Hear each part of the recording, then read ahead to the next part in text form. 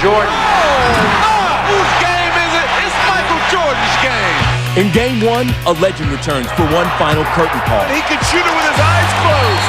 Absolutely awesome. Michael Jordan gives his last performance in Chicago, the city where the star became an immortal and a champion.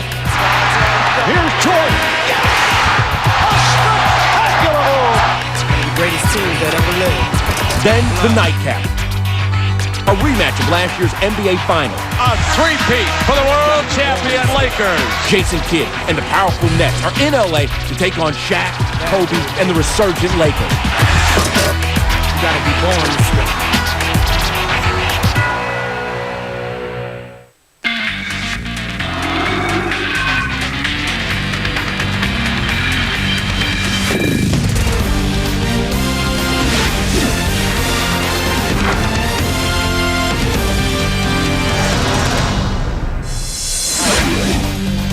More than 22,000 fans expected in the United Center to see the final game of Michael Jordan in Chicago and the man himself. This could be a very emotional night for Michael as he plays his last game in the United Center. Hello and welcome to NBA Friday. I'd like to welcome everyone watching on ESPN, Kevin Frazier, Greg Anthony, and boy, what a big night. We start with the Wizards and Bulls and Michael's final game. Then we finish with a rematch of the NBA Finals as the Lakers take on the Nets. And, you know, I hate to repeat myself. I said this last week, but there really are only 3 or 4 must-see games in an NBA season. This is one of them, Greg. And I don't know if folks out there can really grasp the magnitude of what Michael means to the city of Chicago. You know, that's so true. This is going to be an extremely huge night, not only for Michael Jordan, but as you mentioned, the city of Chicago. Because when you speak of Michael Jordan, you're talking about the most dominant sports figure in that city's illustrious history, you know, surpassing the likes of Red Grange, Bobby Hull, and one of my all-time favorites, Ernie Banks. So tonight's going to be extremely exciting. Yeah, I think Michael Jordan has like pushed Mrs. O'Leary's cow to the back burner. I mean, everyone's forgotten about the cow. Patrick Ewing, the assistant coach for the Wizards, he says, I want to see him cry. I hope that he breaks down. I don't know if Michael will break down, but I think it'll be a very, very emotional night. Coming up at halftime, we will talk live with Phil Jackson, the man who, along with Michael, helped define that dynasty in Chicago. 6 championships and really an aura around that team, that they were an unbeatable force. Michael Jordan, 122-9 in the United Center, hugging Jesse Jackson. The game's next. All new, 220 horses, and one more thing.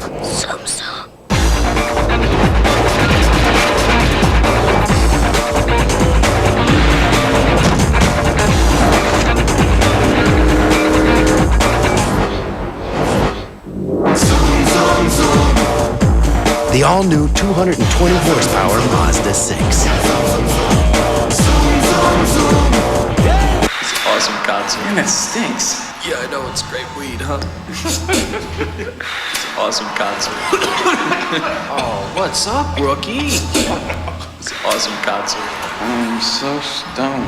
Do you remember where we were sitting? It's an awesome concert.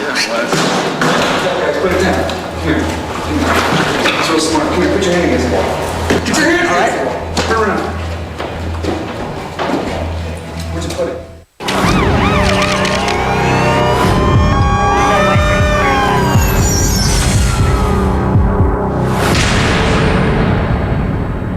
My name's Friday. I'm a cop. From the creator of Law and Order, there's a serial killer out there right now hunting down young women. Ed O'Neill. We gotta get this guy now. Ethan Embry. Talk or you'll never talk again. The Badge is back. Dragnet, ABC Sunday, February 2nd. We need to go somewhere besides the family room. Maybe, Albuquerque? Mom said she needs her firing candle, whatever that means. Travelocity has great deals on 6,500 cruises and vacations. I know what that means. It means get off your big bottom and take us on a trip. Travelocity. Call or see site for details. Get an amazing PC deal now from Gateway. Buy one award-winning PC and get a second award-winning PC for free. Purchase a Gateway 700XL desktop or a Gateway 600XL notebook, and you'll get a Gateway 300S value PC for free. The Gateway 600 XL Notebook PC uses the mobile Intel Pentium 4 processor M. I'll take it. Call 1-800-GATEWAY now.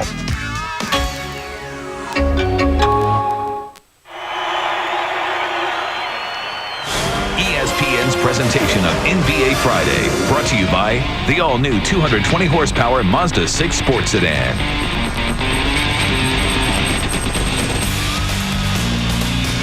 Welcome to Chicago. It's been 5 years since Michael Jordan and the Bulls hung the last of their 6 championship banners, but you get the feeling it could be 50 years, and people here will never forget. Thanks for the memories. They're all here. They know this is their last chance to see Michael Jordan on the floor of the Chicago Bulls, on the floor that he made famous. John Saunders alongside of Sean Elliott. And Sean, you think back to when Wilt Chamberlain scored 100 points in a game. It was in Hershey, Pennsylvania.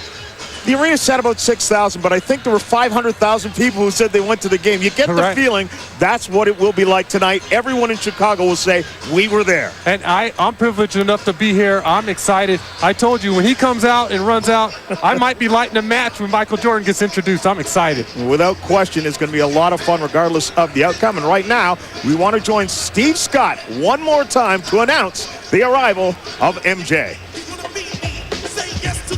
Now, ladies and gentlemen, let's meet tonight's starting lineups. Introducing first the visiting Washington Wizards. The head coach of the Wizards is Doug Collins. Now the starting lineup. At forward, from North Carolina, 6'6", Jerry Stackhouse. A 6'11" forward from Duke, Christian Laettner. At center, from North Carolina, 7 foot, Brendan Haywood. A 6'5" guard from St. Louis, Larry Hughes. From North Carolina, at guard, 6'6", Michael Jordan.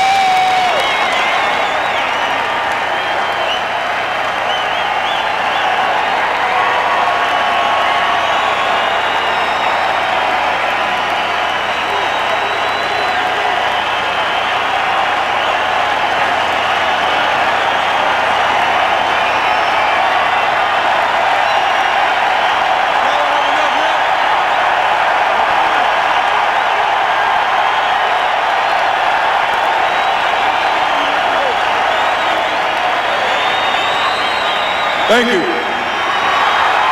Thank you very much.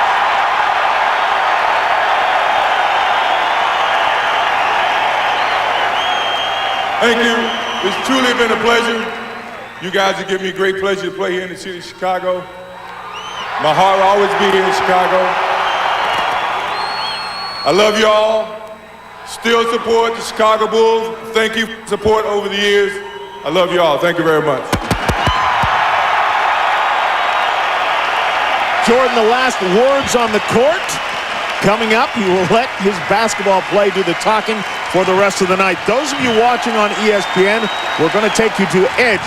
NFL matchup will continue on ESPN2 as the Chicago Bulls are unveiled.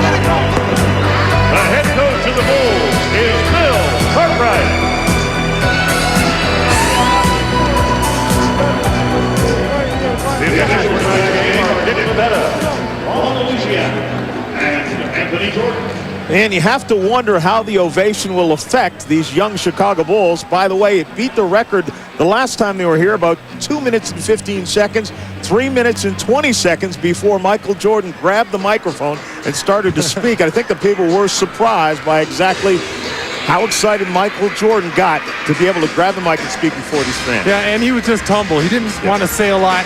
He kind of wanted to get it over with. You can tell he was just a little embarrassed by the ovation. Michelle Tavoy has been at this building, I think, all day following Michael around. Michelle, it's a special night. Yeah, it sure is. And I spoke with him earlier, John, and I asked him what it's like for him to come back here. He admitted he gets pretty sentimental, but he also admitted something pretty interesting. He said, I lack my killer instinct when I play my old team. He said it's sensitive for me to go out there and try to kill the team I used to play for in front of all these fans who love me and the fans that I love. But he said, I'll do what I have to do tonight. He said, I want to leave this building as a winner, the way Chicago has always known me. John? And Michelle, regardless of what happens during the game, one thing is certain, Michael Jordan will be a winner, whatever endeavor he decides to take when he goes back to being the owner of the Washington Wizards as well. But tonight, again, Sean, if you're on the opposing team, if you grew up watching Michael Jordan, as a lot of the Bulls have, this has got to be a little intimidating for your home floor, your home crowd, to love the opposing player that much. It is, but you better come out and play. You better bring your A game because Michael's going to try to smash you in the mouth early on. You have to remember that he's playing with emotion as well. You're going to be a little intimidated, but you have to remember you have to play. It was October the 16th, 1984. And ironically enough, it was Washington, although then as the Bullets that came into Chicago, and then it was at Chicago Stadium to face Michael Jordan, who was a rookie on that night as he made his NBA debut. 6 championships later, countless All-Stars, MVP, a stint in baseball, and everything else. If I'm not mistaken, that was the game where Jeff Rulin sent him to the floor. That's right. Nice shot in the ribs. Welcome to the league, right? We are underway, and it's the Chicago Bulls who go to work first. Jamal Crawford running the point. Larry Hughes picks him up. Oh, and Larry Hughes comes up with an early steal. Read that one easily. Wants to take it to Chandler. Lost his dribble and lost it out of the bounds, so we start with a couple of turnovers. You can see already the Bulls look like they're a little nervous to start. And you see the Bulls, they just cannot stop anyone, and that's been their problem. They've actually been scoring much better than previous years, but they've been unable to stop the opposing team. A sign of a young team. And we get another turnover. Stackhouse comes out of there and says, "Get out of the way, Michael." It's your night, and you can see what the Wizards have done defensively, and that's the reason why they've hung around that 500 mark after starting so poorly right now at 21-21. Michael Jordan now. Jalen Rose right in his pocket. Shot clock is at 5. Jordan's got to go to work. Comes up shooting. Comes up short. Rebounded by the Bulls. Crawford wants to run with it. Hughes gets in front of him. Rose into Chandler. Turns around and rattles one down. Well, you have to love his athletic ability, John. It's 6'11" with those long arms, really pushing 7 feet tall with those long arms and athletic ability. He's a special player. He has the ability, that's for sure. So the Bulls saw in him when they brought Chandler and Curry in, both right out of high school, and Stackhouse gets the first points for the Wizards. Stack has got to step up and be an offensive force, and you can't really blame him. Being on a team with Michael Jordan, you tend to defer that scoring responsibility, but Stack was brought in here to be a big-time player. Hassel swings to Crawford, who's wide open, and nails a three-pointer. They're not going to get a lot of wide-open shots against the Wizards. You saw that graphic earlier where they've improved their defense, and really Michael's the guy. He's out there getting on people. He's going to make sure that guys are out there helping each other out. Jordan gets a couple of players in the air, moves it around. Hughes comes up and nails the jumper. And he's had a good year, quietly. Larry Hughes has been producing at that one spot. He's been dishing the ball, and he leads the team in rebounding. So that tells you what kind of player Larry Hughes is. He has a world of potential.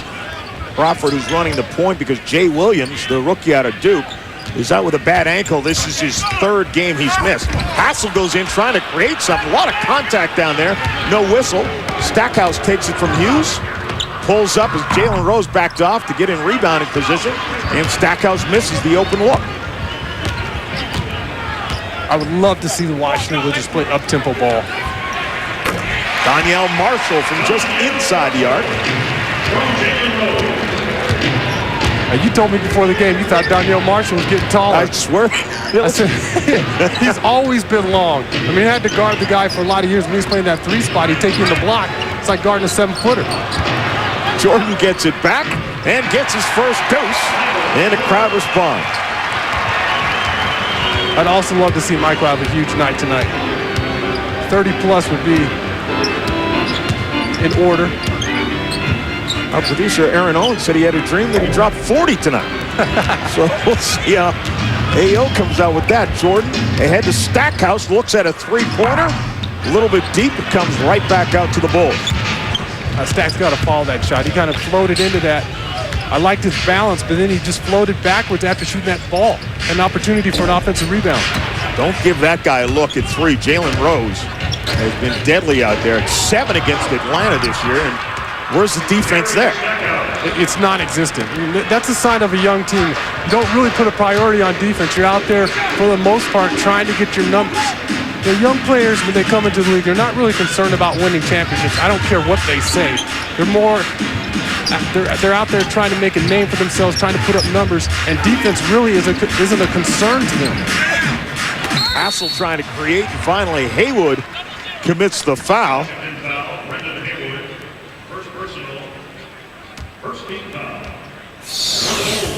You have Michael here creating in the low block. He's got basically 3 people around him, but he gets the ball out. He gives you the pass that leads to the assist. It should be an assist, like you say, in the NHL. Michael getting his teammates started. Here he is trying to create something on the penetration. Gets the ball back, patting the jumper. Hassel at the line, and can't get that one to drop down, but Michael Jordan and the Wizards, their fortune started to get a little better when MJ went into the starting lineup, at the beginning of the season, we wondered how long the experiment of coming off the bench would last. And right now, this is his 28th start of the year. It didn't last very long. No. You want your best players on the floor. It's that simple. But he's been a starter for so many years that it was just unfathomable to me how he was going to be able to come off the bench and survive doing that the entire year. It was tough for me coming off the bench, and I was not nearly the player or didn't play nearly the minutes that Michael played. Stackhouse in some trouble. Haywood at the free throw line is open and rattles that one in. 3 players starting for the Wizards out of North Carolina. It's rare for a team to have 3 players from one school on the same team, let alone starting. Donyell Marshall trying to get open. Jalen Rose puts it on the floor. Great little pass. And it ends up being turned over. But Jalen Rose with a terrific pass underneath looking for Chandler. What was the greatest All-Star weekend ever? Well, log on to NBA.com for the candidates. I have a feeling that this year in Atlanta is going to be very special as well. And what do you think? Michael Jordan going to be on the team? Well, he should be. I'll be shocked if he's Something's wrong, yeah. I mean, people want to talk about what he's not. But what he is right now is a guy who's leading this Washington Wizards team into the playoffs. And they have no business being a 500 team with such a young team. Crawford on the run here, takes it right at Leitner, and that'll turn the other way. Leitner grabs the rebound, and Michelle, I think without question, everyone will look to see number 23 in Atlanta. They will, but Michael said earlier today, and he's been saying all week, he really hopes that the league doesn't create an extra spot for him. He wants to either get selected by the coach or not play at all. He said that would be embarrassing. That's not the way he wants to be there, John. Now, that makes a good point, but I find it hard to believe there would be any coach in the league who wouldn't put Michael Jordan's name on their ballot. I would be shocked. And he means that. He means that much. I mean, guys aren't going to write his name down just because he's Michael. They recognize the job he's done in Washington. Jalen Rose tried to break free. And Leitner and Jordan were there. See what Michael Jordan has done in All-Stars. There's only been one triple-double in All-Star history, and that was it. 1997, 14, 11, and 11. Rose grabs a double team, now backs out of it. Tries to drive around Jordan. Everyone seems to be having a tough time gripping the ball. Then Larry Hughes loses it out of bounds. Well, that was Michael swatting down at the ball. Jalen Rose did a great job penetrating middle, but he's a lefty, and you have to remember, if he's going to get that shot up, he's bringing that ball to Michael Jordan's wheelhouse. Michael just swatted down at that ball and got a piece of it. And then Larry Hughes is unable to corral it. Looks like it just slipped off his fingertips. You can see that Chicago started extremely cold in this game. Rose swings it to Marshall. Hassel with it, wants to break down Stackhouse, comes in, tough shot. Misses everything, but Donyell Marshall chases it down. And whoa! Crawford from deep. 3 is too deep. Larry Hughes wants to run. Ahead to Stackhouse. Pulls up. Short with the shot. Crawford had the rebound right to Haywood. He gets blocked by Chandler. And away we go the other way. Hassel now, right at Jordan. You don't think you can guard anymore? How about moving the feet there? Jalen Rose was calling for that bounce pass. He was on the opposite end of the floor. Hassel just didn't see him. Larry Hughes with it now. That last possession, Larry Hughes did something that I really liked. He gave that ball up in the open court to Jerry Stackhouse. He wasn't concerned about the assist. He was trying to get Stackhouse the ball in a spot where he could do something with it. Too many times point guards want to hold on to that ball, give the guy the pass at the last minute so they can get that assist. Larry Hughes was setting up Jerry Stackhouse. He's letting him do his thing. Jordan now. Jalen Rose stays with him. Leitner dumps it down to Haywood. Right at Donyell Marshall. Had to sky it to get something there. And Haywood again, then misses the dunk. Everyone's a little apprehensive tonight for whatever reason. And Chandler knocks it down for 2 for the Bulls. Yeah, for whatever reason, everybody's apprehensive. And Michael's in the house. These guys, these young players just saw a 3-minute plus standing ovation. Good point. They're sitting there wondering, someday will I go out on top like that? A lot of work. Stackhouse. Right at Chandler. Runs out of real estate. Hughes. Boy, the shooting is just looking extremely horrendous early on. Crawford Back out to Hassel now. Swings it to Marshall. Has an open look at 3. Launches it and buries the shot. Too much time. Well, he was in rhythm when he caught the ball, went up with it.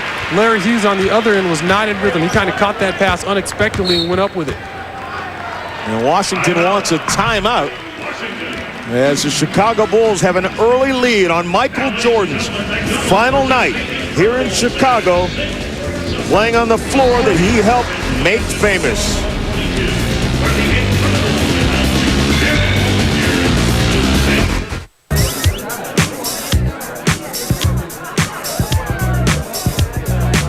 With today's fashions, if you're going to drink, drink responsibly. 95 calorie Amstel Light.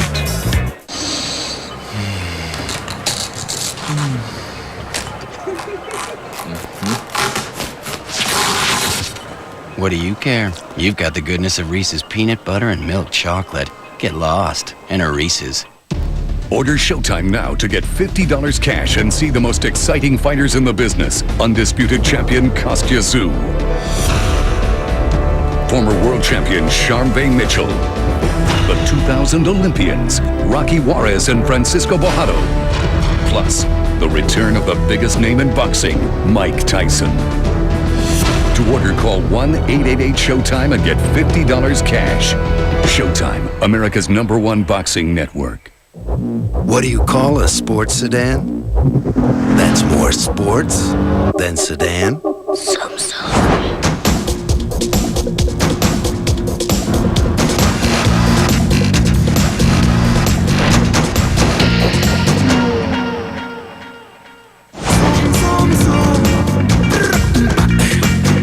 The all-new 220 horsepower Mazda 6.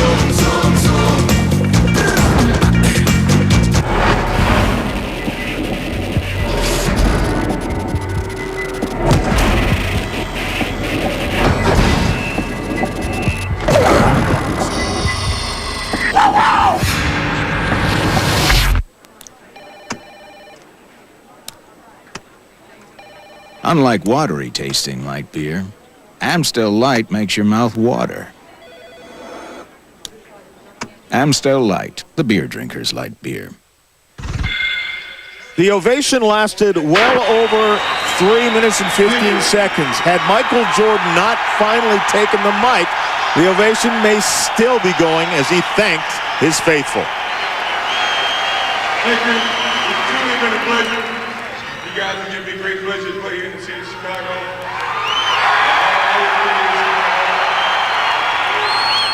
I love y'all. Still support the Chicago Bulls. Thank you for support over the years. I love y'all. Thank you very much. The other interesting thing is that Michael still lives in Chicago. Yeah. And so if he were not playing for the Wizards, as well as having part-time ownership in the Wizards, he probably would be just a huge Chicago Bulls fan. Well, you know what stands out to me when I see that ovation, John, is one, I'm just pleased that the people treated him, they treat him with so much respect because he deserves it, and they haven't forgotten how great Michael Jordan was and is. And secondly, how do you let a guy like that leave your organization? I mean, it's unbelievable. Well, that's one of the things to be talked about for years to come. How many the Bulls might have won if first Michael Jordan didn't retire the first time and go back to playing baseball, and second, had the Bulls not been broken up after they won their 6th championship, if Scottie Pippen and Dennis Rodman and such should have been or could have been kept around. You wonder if they had 1 or 2 more championships in them. Or 3 or 4. And we were talking before the game about the handful of great players in this league now and in the past that haven't won championships because of one man. I mean, Michael's playing with 1 on his team and he has 1 on the bench. I mean, Patrick and Charles Oakley, those guys, who knows, they maybe have a couple championships if Michael isn't playing. Jalen Rose takes it right at the glass, comes up short, gets it back and drops it off the iron and in. You're right. Imagine some of the players who played during Jordan's era saying, yeah, I was a great NBA player. I had thousands of points. John Paxson, of course, played with Michael Jordan, part of the championships here. Well, Grandpa, how many championships did you win? None. You can be a Hall of Famer, but if you're around in the Jordan eras, I mean, you can just go down the list. Karl Malone, John Stockton, Patrick, Charles Barkley, Oak, and if Michael doesn't quit and play baseball, you might add Akeem Olajuwon to that list. And for that matter, if he continues to play, you might add David Robinson to that list that year that we won it. So as far as I'm concerned, you've never seen a player that's been so dominant. He's kept so many players from winning championships, but yet he's won championships for a lot of different players. That's right. The league owes him a lot. And we'll put you on that list as well, of somebody who might never have had a championship. Exactly. If Michael hadn't been sitting out. That's Curry, who, of course, is the other second-year player out of high school. He came in as Chandler went to the bench. And Kwame Brown comes in, who was the #1 pick a year ago, as it was a banner year for high school players. They're all still trying to find themselves. Rick Brunson drops it down to Donyell Marshall, gets it back, swings it back outside. Jalen Rose is open, comes up short with the 3. Jordan ahead to Stackhouse. Flips it back to Brown. With style points for Stack, I'm not sure. He didn't know where he was. Just flipping that ball up. Nice pass this time down to Leitner on the baseline, and he puts it home. Christian Leitner quietly has been solid for this team. He's taken the starting role from the younger players, and he's been a consistent scorer, a guy who's going to go out there, play defensive rebound, and do the little things for you, not make a whole lot of mistakes. Yeah, Leitner is probably one of the unsung players in the league this year. Brunson down to Marshall. Really has done a nice job. Marshall loses the handle with some help from Leitner and just beats the shot clock. And Donyell will tell us, yeah, that's how I did it in practice. I diagrammed it that way, but I think he's just trying to beat the clock any way he could. Yeah, nice and easy, a little curveball off the glass. Brunson, who of course is a great defender, this is just his 4th game back. 4th game of the year, and Eddie Curry drops that one home. Curry showed some strength going up, and the ball got knocked out of his hands as he went up. But you have to love Brunson playing that D at half court. You can't get lackadaisical with the basketball. One word for why you expect great D out of Brunson: temple. You don't play for John Chaney unless you play some defense. You have to be tough to play for Don Chaney, that's for sure. He's going to test you mentally. Jordan turns a little deep with that shot. Larry Hughes almost had it. Brunson ahead to Hassel. Stackhouse picks him up. Jalen Rose puts it on the floor this time before swinging it to Donyell Marshall. Stackhouse past him. Brunson in for a closer look into the corner. Hassel from the baseline rattles down and out. Kwame Brown clears.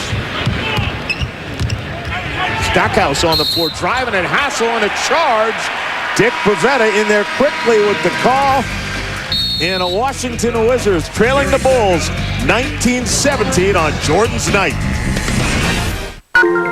All right, nothing but girl. Sorry. Well, I guess I'm not going to the NBA All-Star Shootout anytime soon, but you could. That's because the more collect calls you make with 1-800-CALLATT, the more chances you have to enter to win a trip for 2 to NBA All-Star 2003 in Atlanta. 6 winners will be paired with 6 NBA players in the 1-800-CALL-ATT Shootout. If your NBA player wins the shootout, you win $50,000. So just keep using 1-800-CALL-ATT for collect calls, and you might just have a shot. You are so beautiful. I think I just double-dribbled. This movie stinks! This is the dumbest thing I've ever seen! Come on! That's a guy in a rubber suit! Look! My mom can make a better movie than this! Shut up! Are you talking to me? I'm not gonna shut up! You shut up! War of the Monsters. Tough claw-to-claw combat, where only the meanest monster survives. Rated T for teen.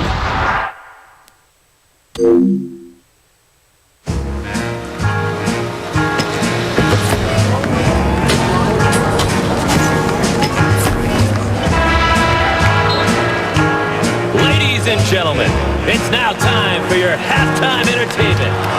Please direct your attention to center court as we welcome the greatest entertainer of the 20th century. Old Blue Eyes, the chairman of the board, Francis Albert Sinatra. I've got you under my skin.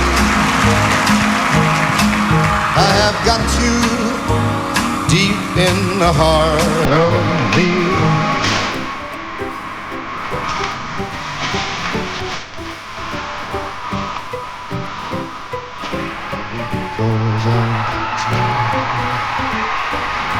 under my skin.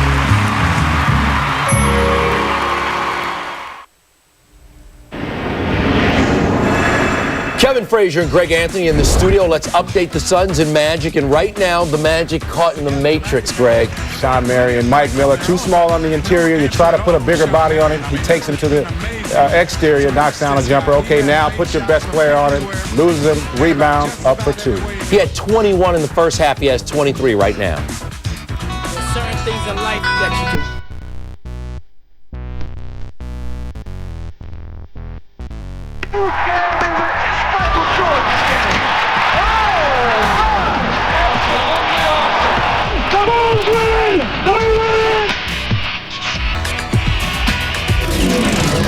And since the Michael Jordans were broken up, the Jordan-heirs, whatever you want to call them, you can see the team has absolutely struggled. You see the draft picks, and the team is still rebuilding. And in fairness to the Chicago Bulls, they are a very young team, so there's reason to believe there's a lot of talent on the team that perhaps will have a bright future, but it's been nothing like the championship year. Well, when the quote was that organizations win championships, that was a huge mistake because players win championships. Every coach in this league will tell you. When you talk about the Boston Celtics, the brilliance of Cousy and Havlicek, Russell, Bird, those guys, they won championships. In LA, it was Magic, Kareem, Worthy. The brilliance of those players, they won the championship. Here in Chicago, obviously, it was Michael. I mean, all due respect to people in upper management, but they're not out there cutting off the baseline, hitting game-winning shots, you know, out there every day at practice.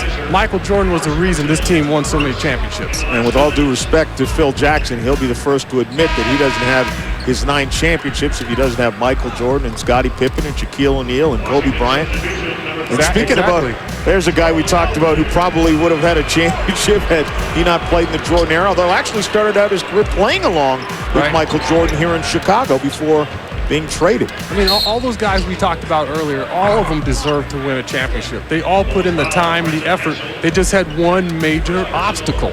That man right there, Michael Jordan. I mean, he's playing with Oak now. I wonder how Oak treats him every day in practice. That's right. You know, Oak would have had a couple of rings on his fingers. Patrick as well. I mean, Patrick was a guy who went out and played hard, easily. One of the most gifted centers this league has ever seen, and he put in all kinds of time. I mean, Patrick was a gym rat. Guy worked his tail off. You know, we talked about it in Charles Oakley as well as he comes towards the end of his career. Actually played last year for the Bulls in his second stint. This is a guy who, again, has been overshadowed because of the era. Charles Oakley had 6 years where he averaged a double-double and 4 other years where he was close to averaging a double-double. There wasn't that media-driven double-double hype that's going on now. I mean, you look at Patrick. I mean, Patrick was putting up double-doubles like they were nothing. And he was walking into double-doubles. Jalen Rose cut off by Kwame Brown. And we get a foul down there on Kwame as he reached around a little bit too aggressively. And we're down, not into the shooting bonus yet. Just under 5 seconds remaining. And so the Bulls will put it into play. Brunson gets it, has to go to work quick. Jalen Rose down to Pfizer. He beats the buzzer, but can't drop it down. And the first quarter comes to an end with the hometown Chicago Bulls leading Michael Jordan and the Washington Wizards 21-19. Regardless of score, regardless of outcome, it is Michael Jordan's night. And we'll get back to Chicago with more of it in a moment. All right. Watch the English on this one, Chief. Foul ball and third out. All right, go I ahead. step What up you to the got? plate. Watch the line. Watch the line. Watch the pro in action. Pro, yeah, that's a good one. I don't know Double. what that was. Double. What are you talking about double? Nice. Am I in a roll or what? That's a double. It's a double. You had to go get it? It's a double. It's a double. Kiss it. I don't Kiss know the what double. game you guys Kiss are the double. playing. Kiss the double. Yeah. You're a moron. It's my turn. This doesn't even count. Oh. That doesn't count. What are you talking about? All new, 220 horses, and one more thing.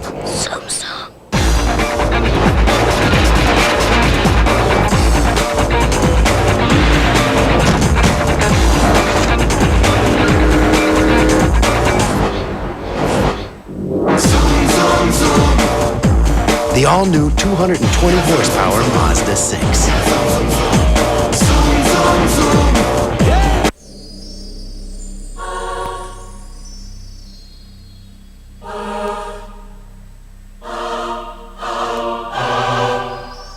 Pizza Hut announces new stuffed crust gold. The pizza with a ring of cheese baked inside the crust now has zesty cheddar cheese around the outer rim for a toasted crunch. Get a stuffed crust pizza for $9.99 or go for the gold for $1 more. Stuffed crust gold, new at Pizza Hut.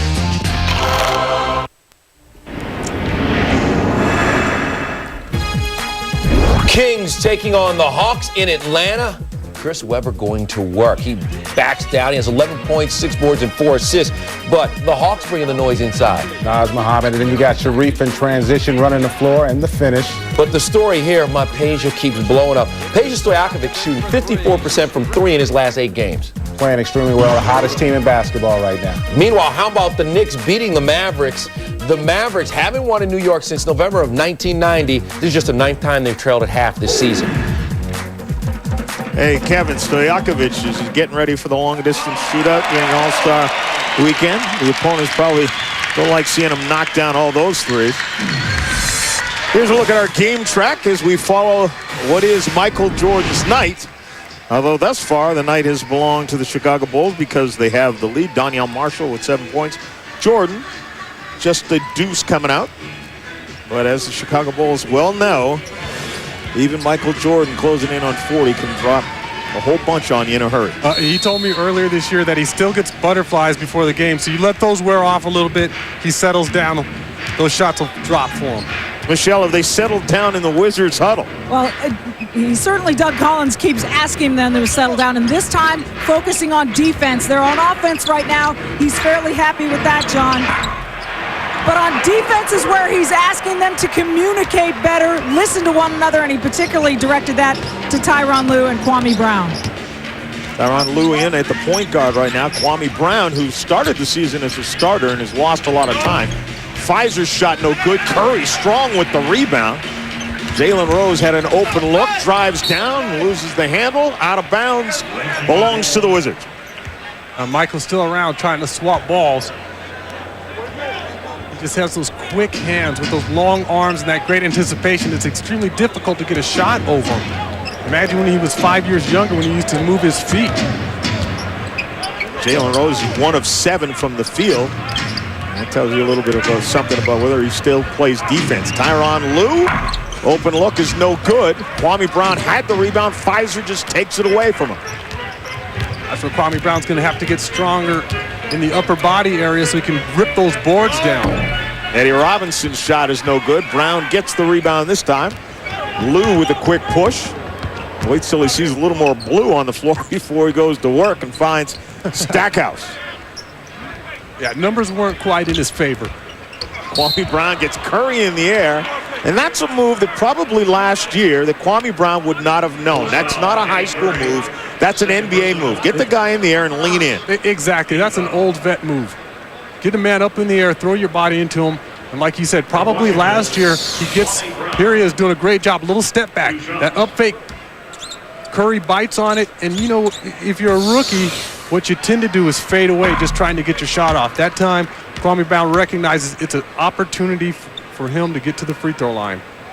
Kwame Brown loves playing against Chicago, averaging a double-double, and in the first meeting here this year, 20 points and 12 rebounds. Do you think that it's the whole high school there? Who's the best high school player to come out that year? Robinson takes it right at Jordan and Lue and scores. He's long. Eddie Robinson's got the long arms. I've liked him since he came into the league. And he's another guy who has that crazy athletic ability. You saw what he did in Atlanta the other night at the end of the game where he threw that alley-oop to himself and dunked it. I mean, he took off from deep. Lue along the baseline finds Oakley to Kwame Brown. He drops down a jumper. Nice ball movement by the Wizards. Several people are touching the basketball before the shot goes up.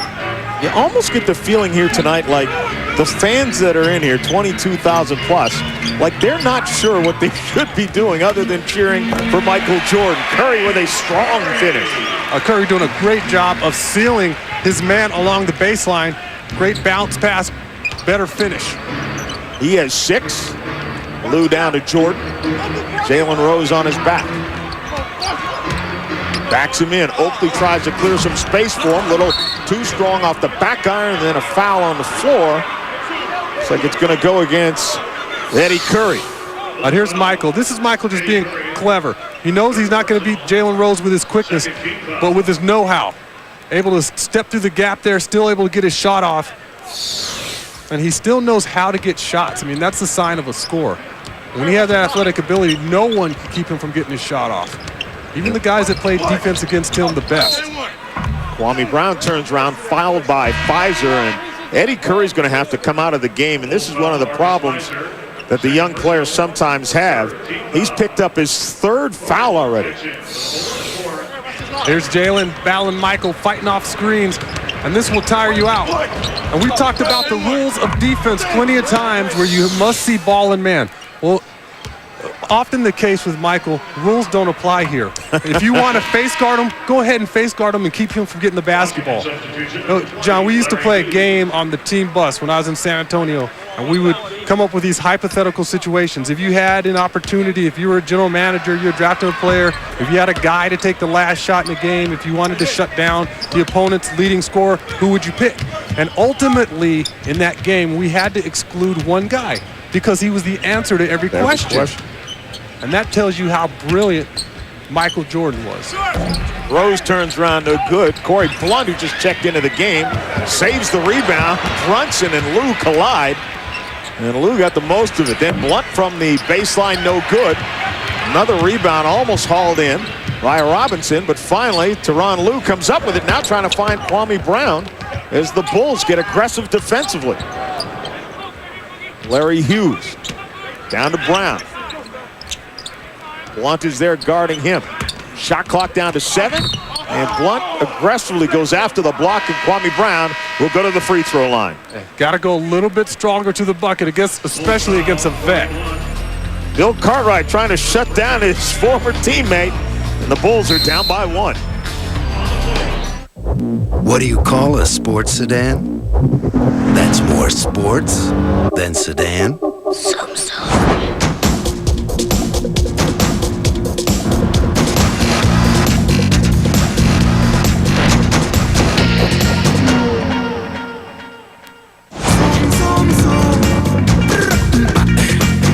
The all-new 220 horsepower Mazda 6.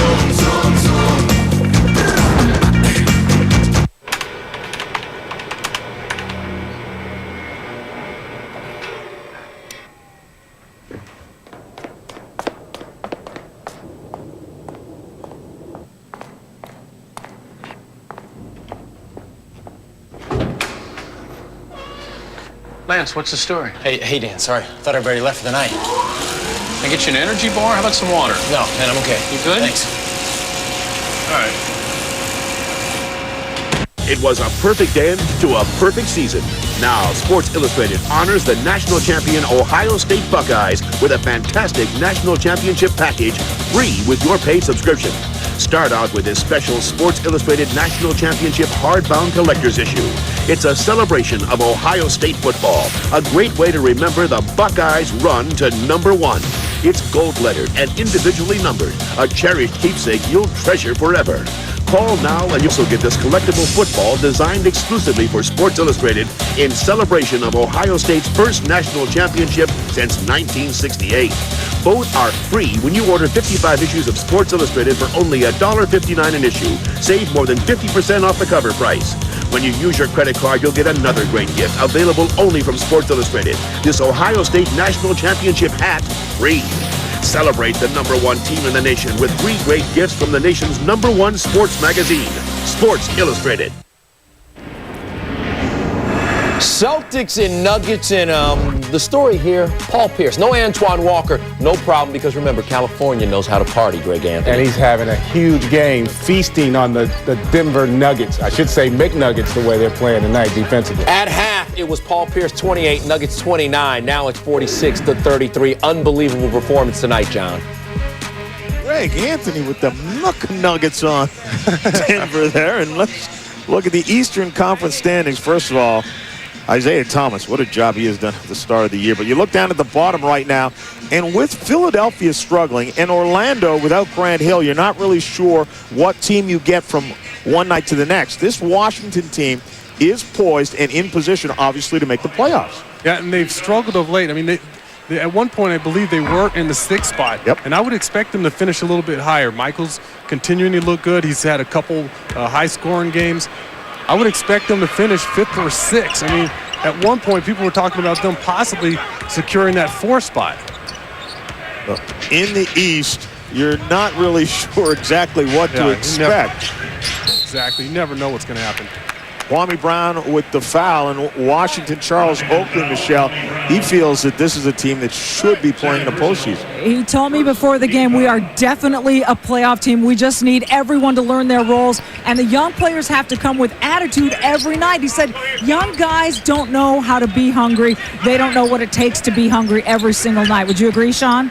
I would agree 1,000%. We talked about it before the game. You're just, right now you're handing a lot of young players in this league the keys to the car, and they haven't earned it yet. And you have a lot of guys out there that are trying to teach younger players how to play. Whenever we go around to different teams, the older vets are saying, hey, it's hard to get the young guys to listen. They step in the league right now, and they act like they know it all. But, they're unwilling to accept coaching. You have to have a ton of patience with them, but at the same time, you got to drill it into them, some kind of work ethic. Teron Lue with a great job just to beat the shot clock. Now, Charles Oakley has, over the last 3 or 4 years, been one of the most vocal people in the league, talking about how the young players, many of them, not all of them, but a lot of them come into the league not exactly prepared on how the game is played at this level. Exactly. They're getting by right now because they're playing in high school. They're getting by with talent, and they don't need the fundamentals to dominate. But once they get up to this league where they're playing against men that know how to play, if you don't have the fundamentals, you're going to get killed. The defensive 3-second call. So it's a technical. It went against Charles Oakley. Wasn't quite close enough to someone. What's coming up this week and next in the NBA on Sunday on ESPN? It is the Trailblazers and the Mavericks. And Dallas seems to have gotten it going once again. You saw the win over Philadelphia last night. Then Wednesday on ESPN, it's the Mavs and the Rockets. Yao Ming, another chance to look at him. Thursday on TNT, Timberwolves, Mavs, and the Kings and the Sonics. It's all Mavs all the time next week. It's a fun team to watch. They are fun. They should be on a lot, along with Sacramento.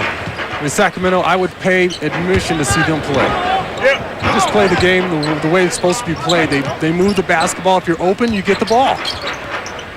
Ron Lue backs it out this time as Leitner comes over to set the screen. Now Leitner's open. Jump shot, a little bit short. Corey Blunt with the rebound. Brunson weaves his way around Stackhouse. Robinson. I love watching this kid play. I mean, he will just fly with the long arms and find a way to get to the goal. He's one of those players that when he jumps, he looks like he's jumping off the trampoline, but there's not one there. I mean, he doesn't need all that stuff. The mascots need his legs. Exactly. Stackhouse now. Shot clock again under 10. Stackhouse trying to work. Robinson was there. Brunson as well. Robinson reaches in and he picks up the foul, and I'm not sure that Coach Bill Cartwright agrees with that call. That's just Stackhouse creating something. I thought he had a shot. He brought the ball into Robinson and he created the contact. That's what I love about Jerry Stackhouse. If he doesn't have it going from the outside, he can definitely get it going because he's going to go to the bucket. Here he is. He's forcing this action. He's taking it at Robinson, creating the contact. He's getting himself to the free throw line. Drops them both down and gets us back to an even game at 32 apiece. About 6.5 to go here in the first half. Brunson now weaving his way up the floor. Blunt comes to the ball, drops it down to Jalen Rose. Rose trying to create something, but Kwame Brown was there. Hughes as well gets it back, no good. Blunt with the rebound. Drops it into Rose, who gets fouled and gets it on the iron and won't stay down. He didn't see that shot or that block coming. Brown came out of nowhere to block that shot. First off, Larry Hughes is tough enough to get the shot over.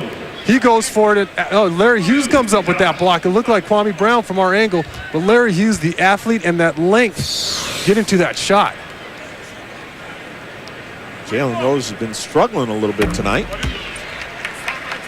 1 of 10 from the field. Larry Hughes has that ability, John, and that's what you try to get through to young players. I remember my first year in the league, Larry Brown told me, why don't you use that ability that you have on the offensive end, use it on the defensive end as well. And it just makes sense. You have a guy like Larry Hughes who's got a 100-inch vertical. I mean, he's got long arms. He has a great feel for the game. How come he can't be a great defender? Not as much fun is probably what young players will tell you. Exactly. It doesn't bring you it doesn't put you on the highlight film, and you don't get paid for playing defense. At least that's the perception. Shot clock's at 2. Hughes has to go to work. Scoops it, and no, 24-second violation. And that was waved off before it even missed the iron, so he did not get the shot off in time. Doug Collins has some choice words, doesn't agree. Michael Jordan, it's his night. Looking right now, he'll be back soon enough.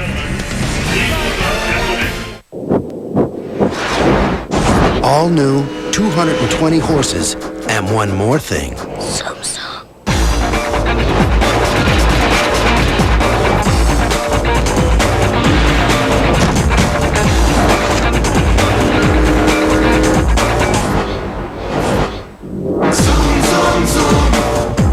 The all-new 220 horsepower Mazda 6. Hey, say I'm a company, any size. Big, small, pequito, grande. And you are IP Telephony. This is how some communications companies want me to get to you. Let's see how it works in the state of Avaya. Here, you migrate your way to IP Telephony. You can go lightning fast, or you can go really slow. You can start for about the price of a standard PBX upgrade. Say what? Reach Avaya, a higher plane of communication.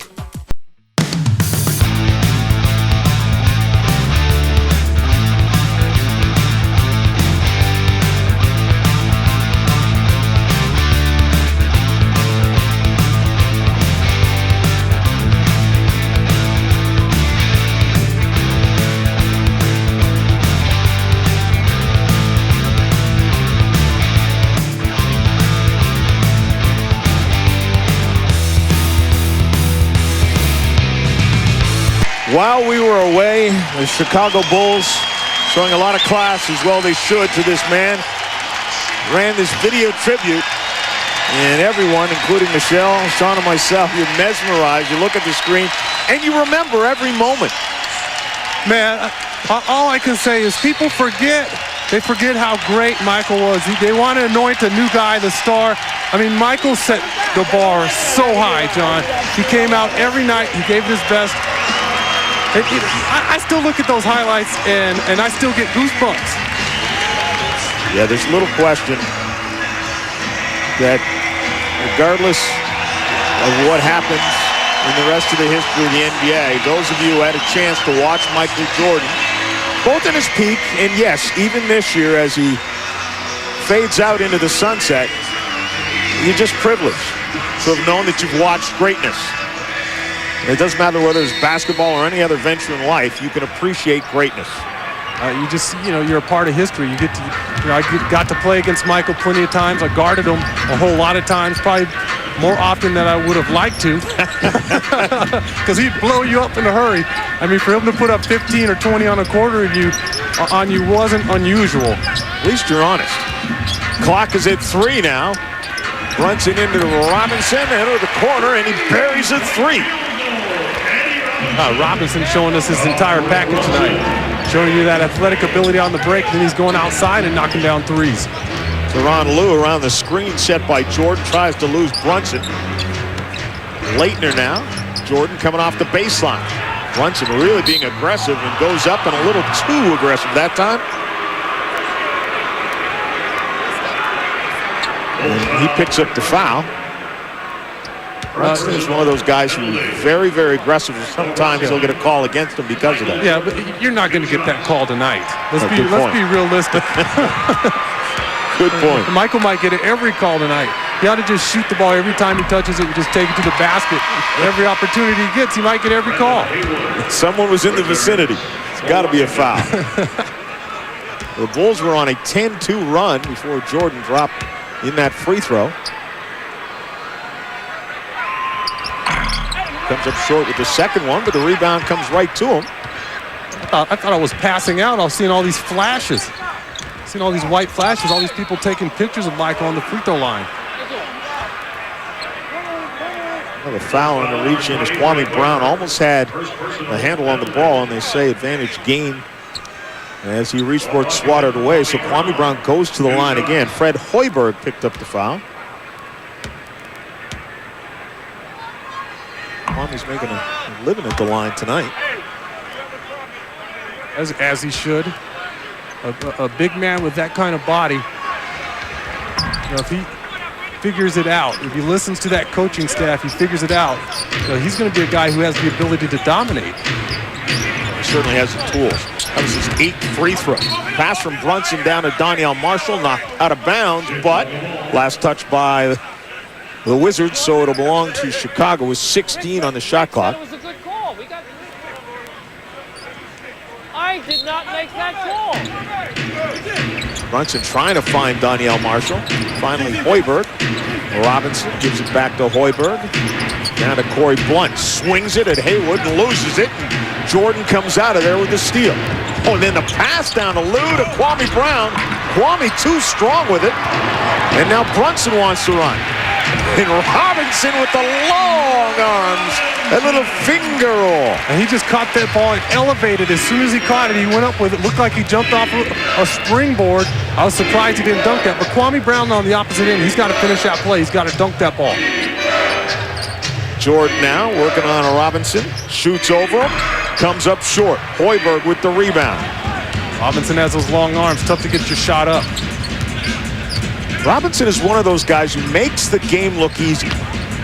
He's just got the body and he's just got the style. It looks like it's effortless. That'll be goaltending against Brendan Haywood. Brunson count the deuce. There's a step slow that time by Haywood, but he's in the right place. Brunson has 4 points and 4 assists to go with it. As I mentioned, he's been injured throughout the entire season. This just his 4th game back, and it would be on Michael's night. They lead by 7. Here comes the Thunder. That's what I'm talking about, right there. Two-hand reverse. Oh, get him. Oh, yeah. Oh, did he take off on one foot?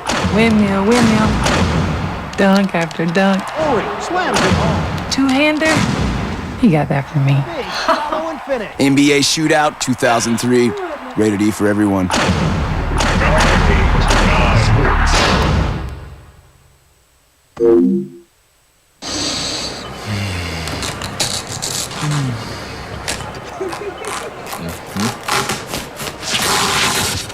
What do you care? You've got the goodness of Reese's peanut butter and milk chocolate.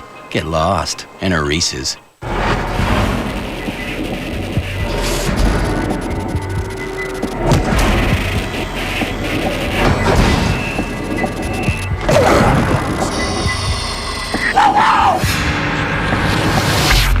Is razor burn ruining your morning?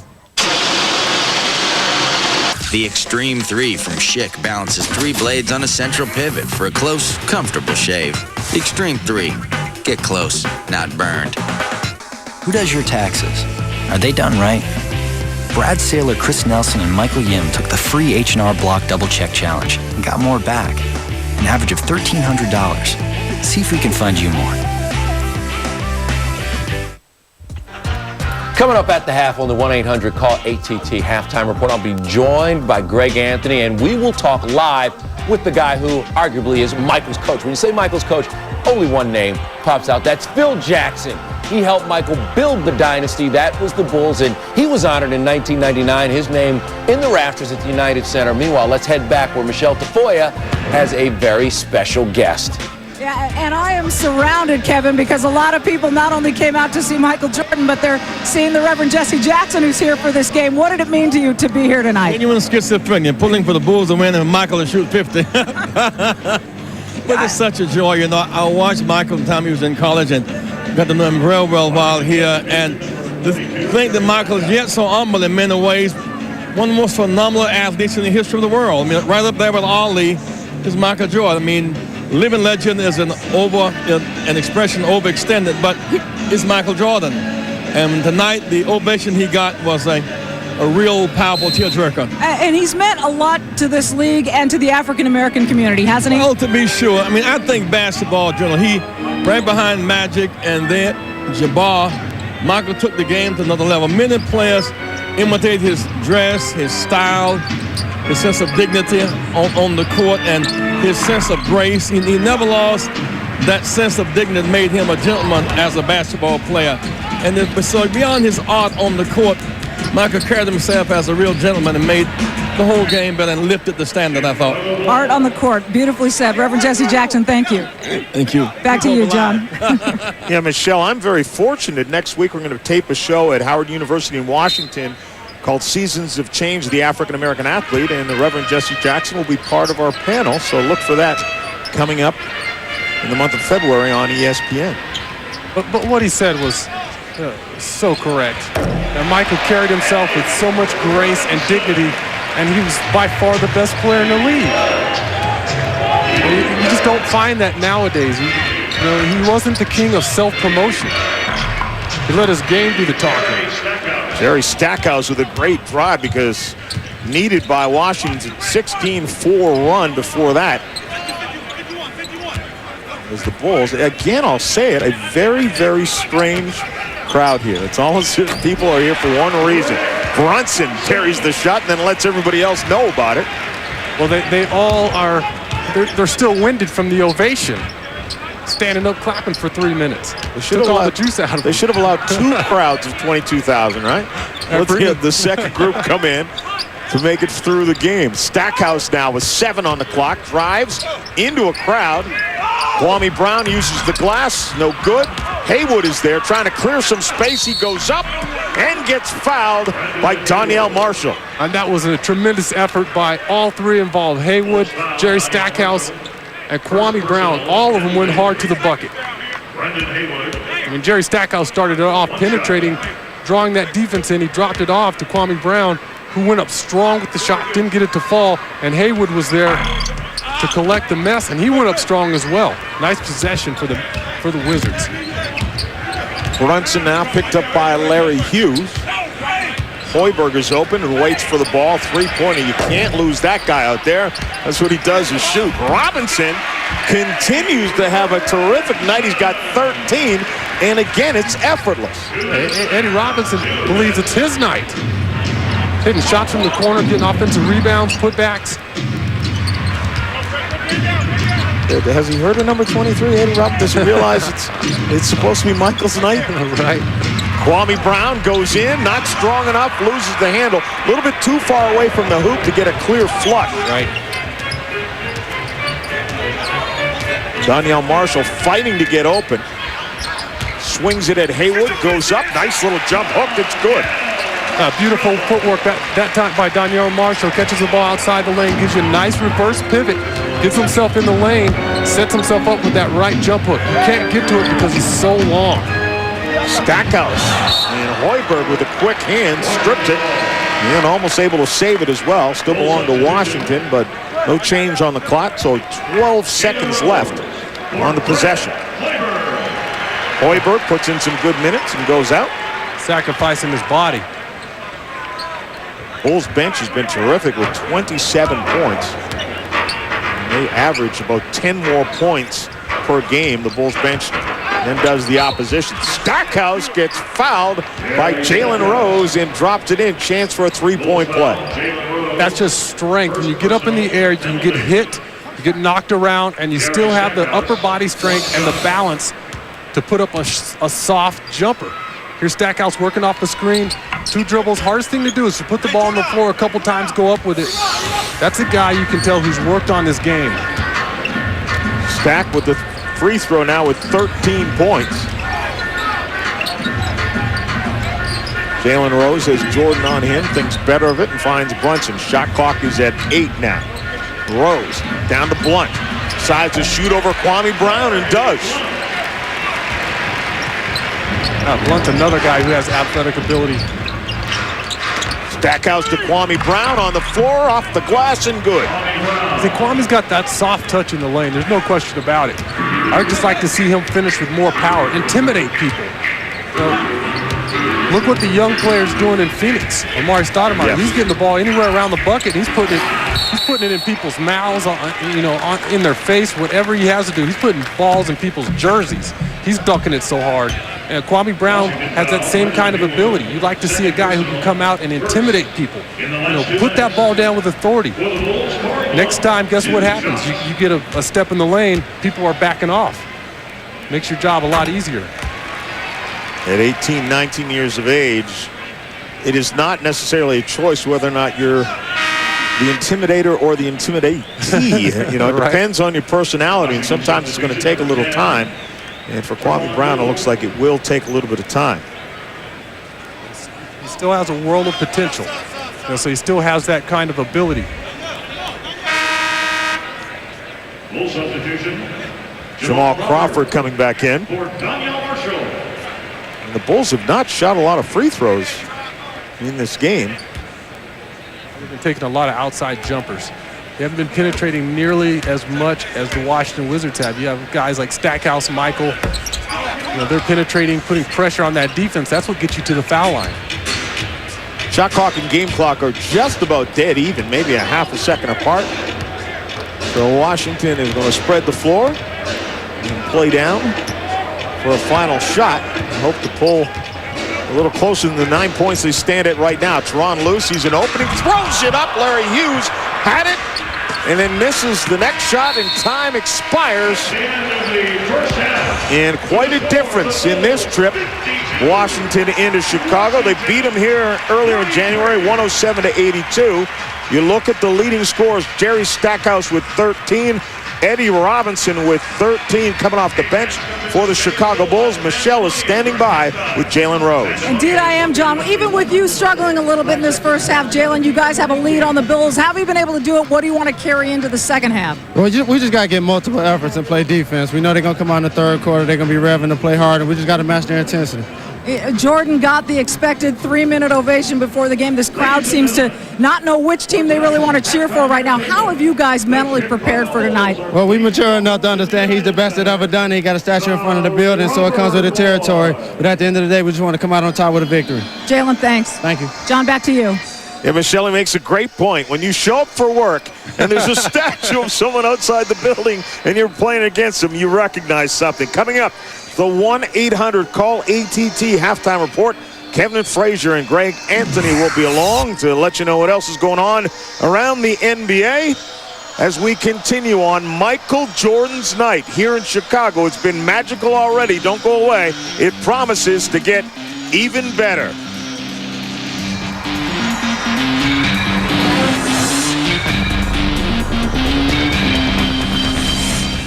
It's a Super San Diego Roadshow, and it's only on ESPN Classic. All day Saturday, the greatest NFL championships from the beginning. Then we're live in San Diego with Emmitt Smith and other NFL legends as they count down to this year's big game. It's a full day of NFL championships plus the San Diego Roadshow. Live starting at 4 Eastern Saturday on ESPN Classic. Presented by The Element from Honda. Go with it. And brought to you locally by Cox Communications. Get ESPN Classic. Call your cable or satellite provider now. What do you call a sports sedan? That's more sports than sedan.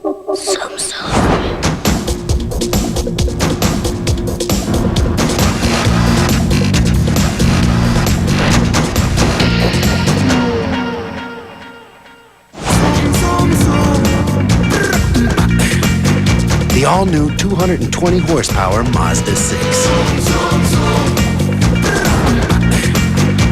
You gelling? No telling how much I'm gelling. You gelling? You know I'm gelling. Hey, Ellen, you gelling? I'm gelling like a felon. You want some melon? Nah, but hey, I'm like mud gelling. I'm so gelling. Nice. Are you gelling yet? Dr. Scholl's massaging gel insoles are made from the softest gel ever created. If you and your shoes don't feel outrageously comfortable, you get your money back. Guaranteed. I'm gelling. You're not gelling. You're so not gelling. Are you gelling yet? Dr. Scholl. Look, feel, do better. Airport? Yes. Well, my name is Jim. I just love the smell of your limo, Jim. Oh, yeah? Well, it's a new car. I love that new car smell. Yeah, I wish it was mine. It smells so good, Jim. This leather. right. Here we are. I'm going to put the polo match in 2, okay? Yeah. I know, I know. Well, Mommy's going to meet me at the airport.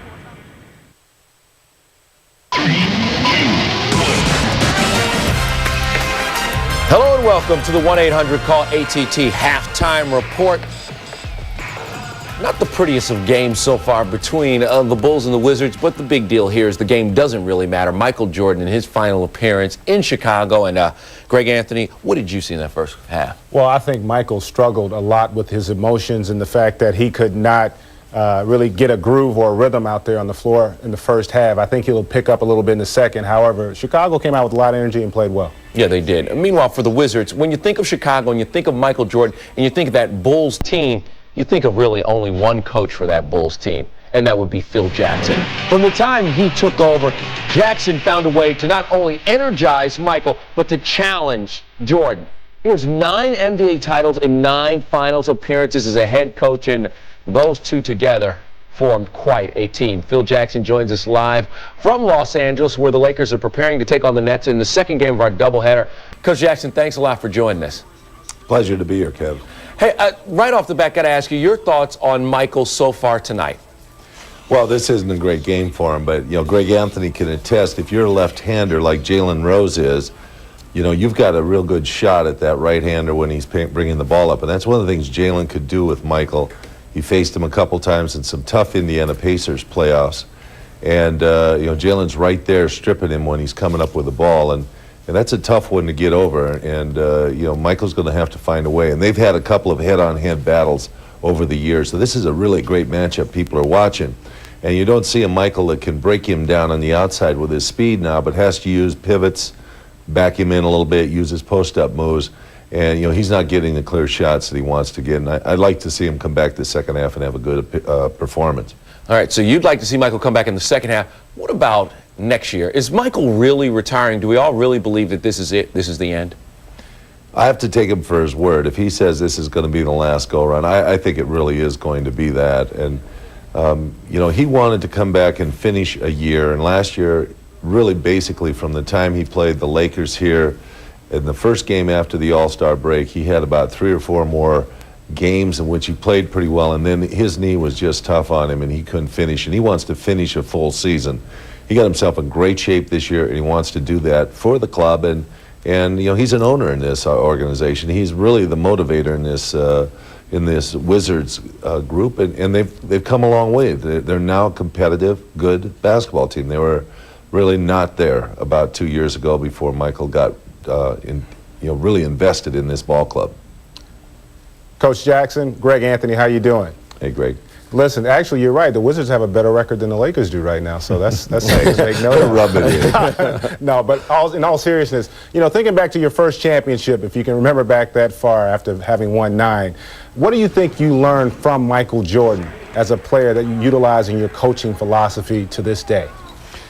Well, the key about Michael is that he had his opportunities early in his career. With the first 4 or 5 years he's in the league to shoot 35, 45 times, score 40, 50 points in a basketball game, and found that no matter how great he played, there were a lot of nights he couldn't overcome another team.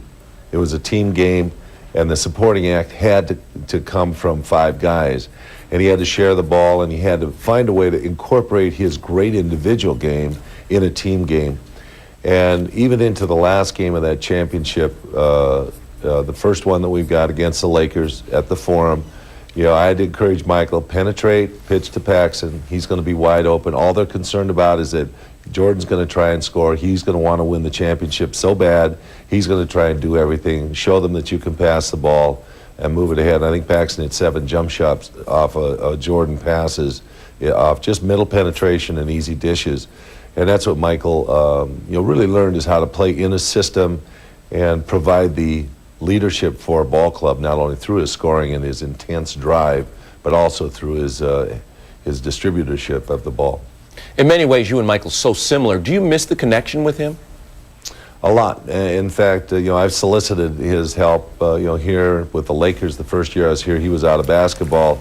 Just having him come in, talk to Kobe a little bit about playing the guard position in this triangle offense and how it can be frustrating because it You know, it can be a lot about spacing, and there's not a lot of room for individual showmanship or room or scoring, and you know, just allowing the game to kind of be played at a level where it's you know, more passing and movement than dribble and scoring. And Michael, you know, just has a great feel for basketball, great feel for fundamentals of basketball. And because of that, Coach, do you ever think there's a chance that no matter what the venture of you and Michael reuniting at some point?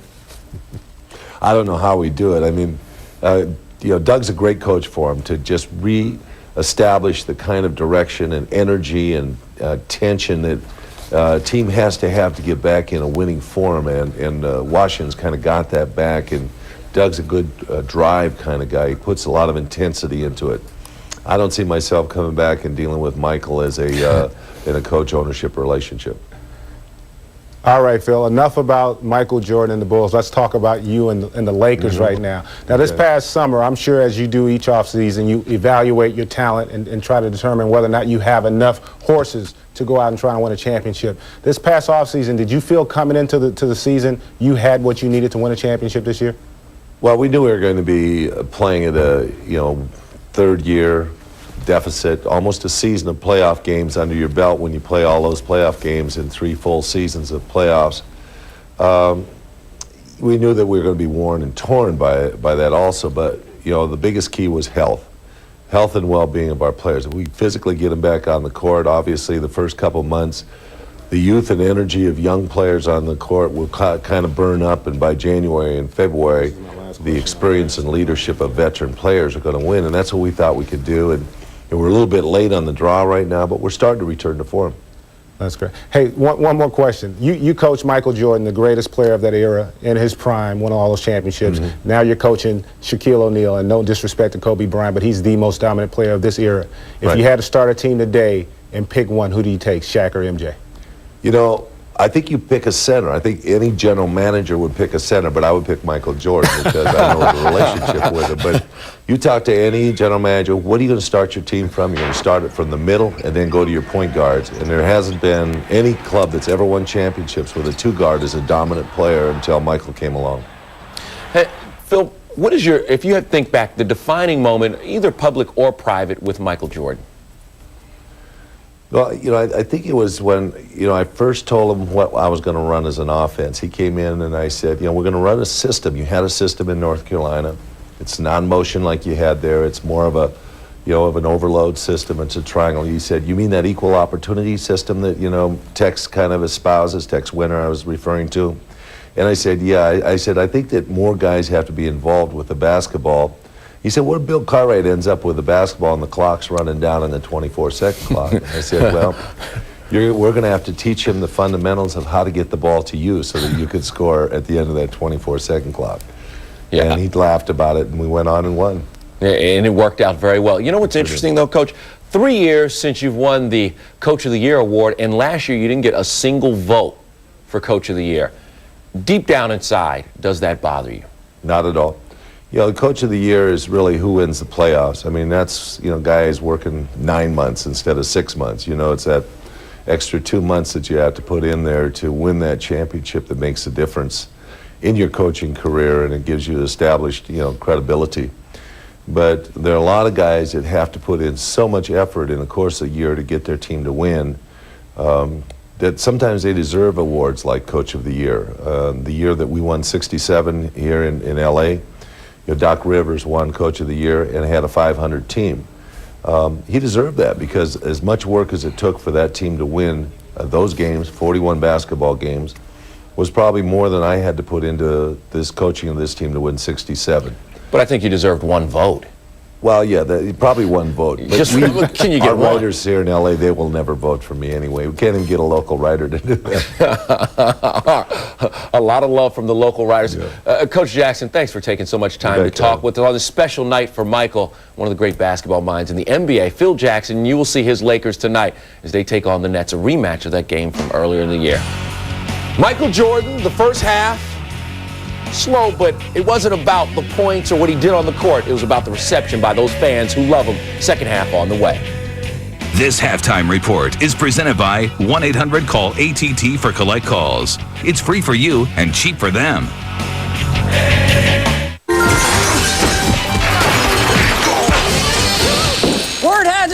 just trying to make a collect call. Calm down, people. All you gotta do is dial down the center with 1-800-CALLATT. It's free for you, cheap for them.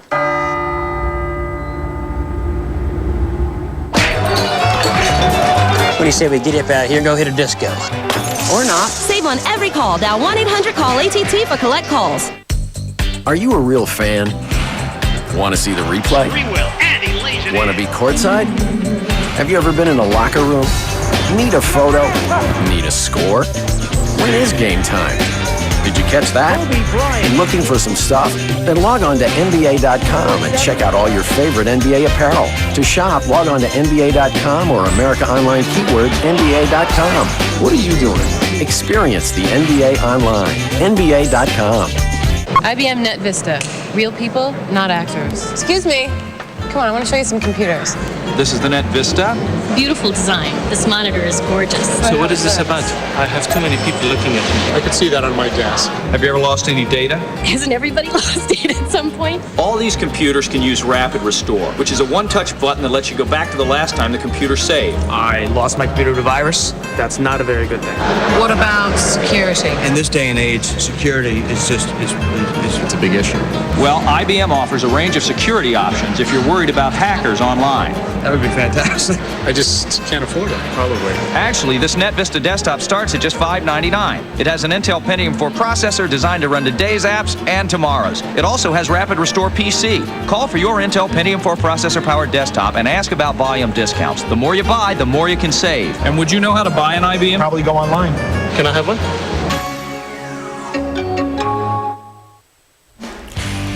Five points for Michael Jordan in the first half. There are two of them. Bulls lead this game 52-43. We'll see if Michael can bring the Wizards back. The game is next. This halftime report is presented by 1-800-CALL-ATT for collect calls. It's free for you and cheap for them.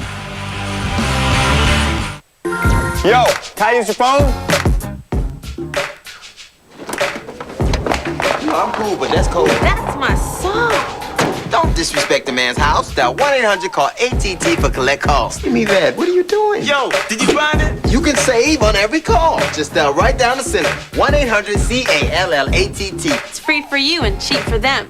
You're out of mayo. What kind of place is this? You okay in there, man? Save on every call. Dial 1-800-CALL-ATT for collect calls. Mr. Stevens? Yeah. Got you down for over 130 channels, $39.99 a month. Right, so... every channel's digital quality. There's access to 31 premium movie channels, 60 pay-per-view movie titles a month. Great. So that can go on the back of the roof? Yeah, sure. Yeah, good. So go ahead and pull around back. You work for the cable company, huh? Yeah. Yeah. Why settle for cable? Switch to DirecTV and get over 130 channels, only $39.99 a month. Call 1-800-DirecTV or visit a participating retailer now. My dad taught me two simple rules about car care. To take care of the engine, change the oil. To take care of the fuel system, add STP. When your dad is Richard Petty, you tend to listen.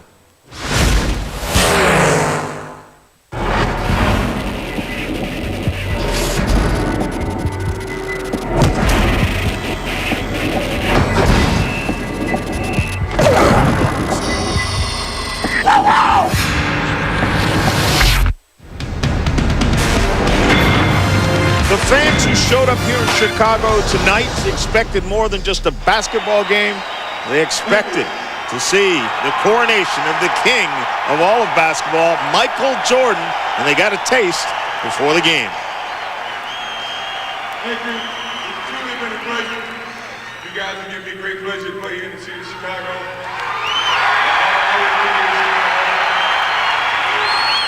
I love y'all. Still support the Chicago Bulls. Thank you for support over the years. I love y'all. Thank you very much. The fans appreciative of Michael Jordan, and the game started. It was almost like they weren't sure what they were here for, and as a result, the Wizards got off to a slow start. So did the Bulls, but they start to pull away, shooting 51%.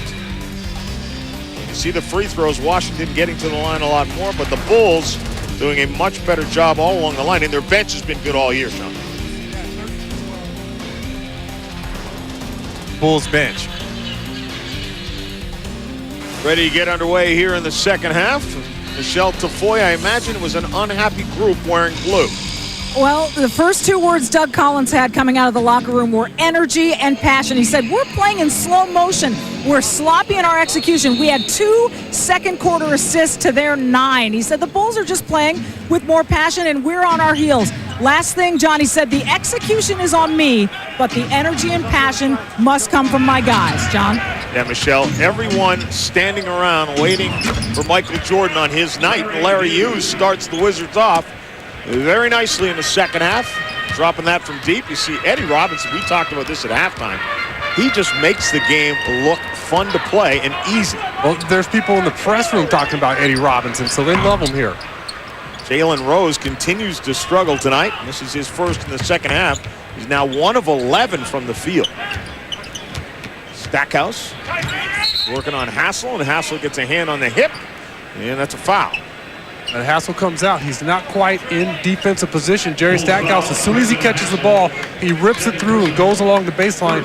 He's a master at creating contact, getting fouls. That's why he's at the top every year in free throws attempted. Finds a way to get to the line. Leitner turns it over. Ball on the floor. Jordan comes out of there with it. And they got a fresh shot clock on that one. I'm not sure there was actually a change of possession there. Exactly. It's Michael's comeback. That's right. Hughes looking for 2 in a row, comes up short, and it comes right into the hands of Hassel. I'd like to see Larry Hughes hit that shot. He's the X factor, in my opinion, for the Washington Wizards because he has the ability to score a lot of points. He's been quietly having a great year, leads the team in rebounding at that point guard position, but he has the ability to score. Gives it down to Stackhouse this time. He draws a crowd, puts it on the floor. Leitner is open, and Leitner knocks in the jumper. I like Leitner with that little look off. He's looking to see if the defender's going to come over and contest that shot. No defender, he goes right up with the shot. And he immediately went to Dick Bavetta. Something must have happened before the shot. There was clearly no foul there. But he had a few words for Dick Bavetta of what might have gone on before that. Shot clock is under 10, and the foul goes against Christian Leitner as he tried to stay with Tyson Chandler. I guess going at Dick Bavetta didn't pay off. It did for the Bulls. Crawford comes to the ball and takes it and finds Donyell Marshall. Jalen Rose still trying to get off. Finally gets one to go. Just his second field goal of the night. 2 of 12. But when he's penetrating from that right side of the floor, it's easier for him to keep that ball away from the defender. We saw him in the first half. He tried to penetrate from the other side of the floor. Since he's a lefty, he brought that ball right back into Michael. This time he penetrates on the right side, throws that little lefty hook. Leitner from almost the identical place he got the last field goal from and drops it in as well. If you're going to leave Christian Leitner open, he's going to knock down the jumper. My guy's no slouch. He's out there because he's played consistent basketball. He knocks down open shots when he's asked to, and he plays solid defense. He doesn't make a lot of mistakes. 10,000 points and 5,000 rebounds. He reached both those milestones this year. Clock is down to 5 now. Comes right back to Crawford. He gets it up with the left hand, and it's good. And you look at the Wizards' defense on that possession. How in the world does Crawford get all the way down the lane, fumbled the ball a little bit, still has enough time to put it up with his left hand? There's no help defense right now on the part of the Wizards. There's no sense of urgency. Jordan from the baseline got swatted there, comes back out. Jordan 2 of 8 from the field, goes after the ball, and Jalen Rose, and the foul goes against Michael Jordan. Yeah, even Michael's not going to get that call. That was a clear foul. But Jalen Rose here working on the right side of the court. When he comes, now he can throw that lefty hook.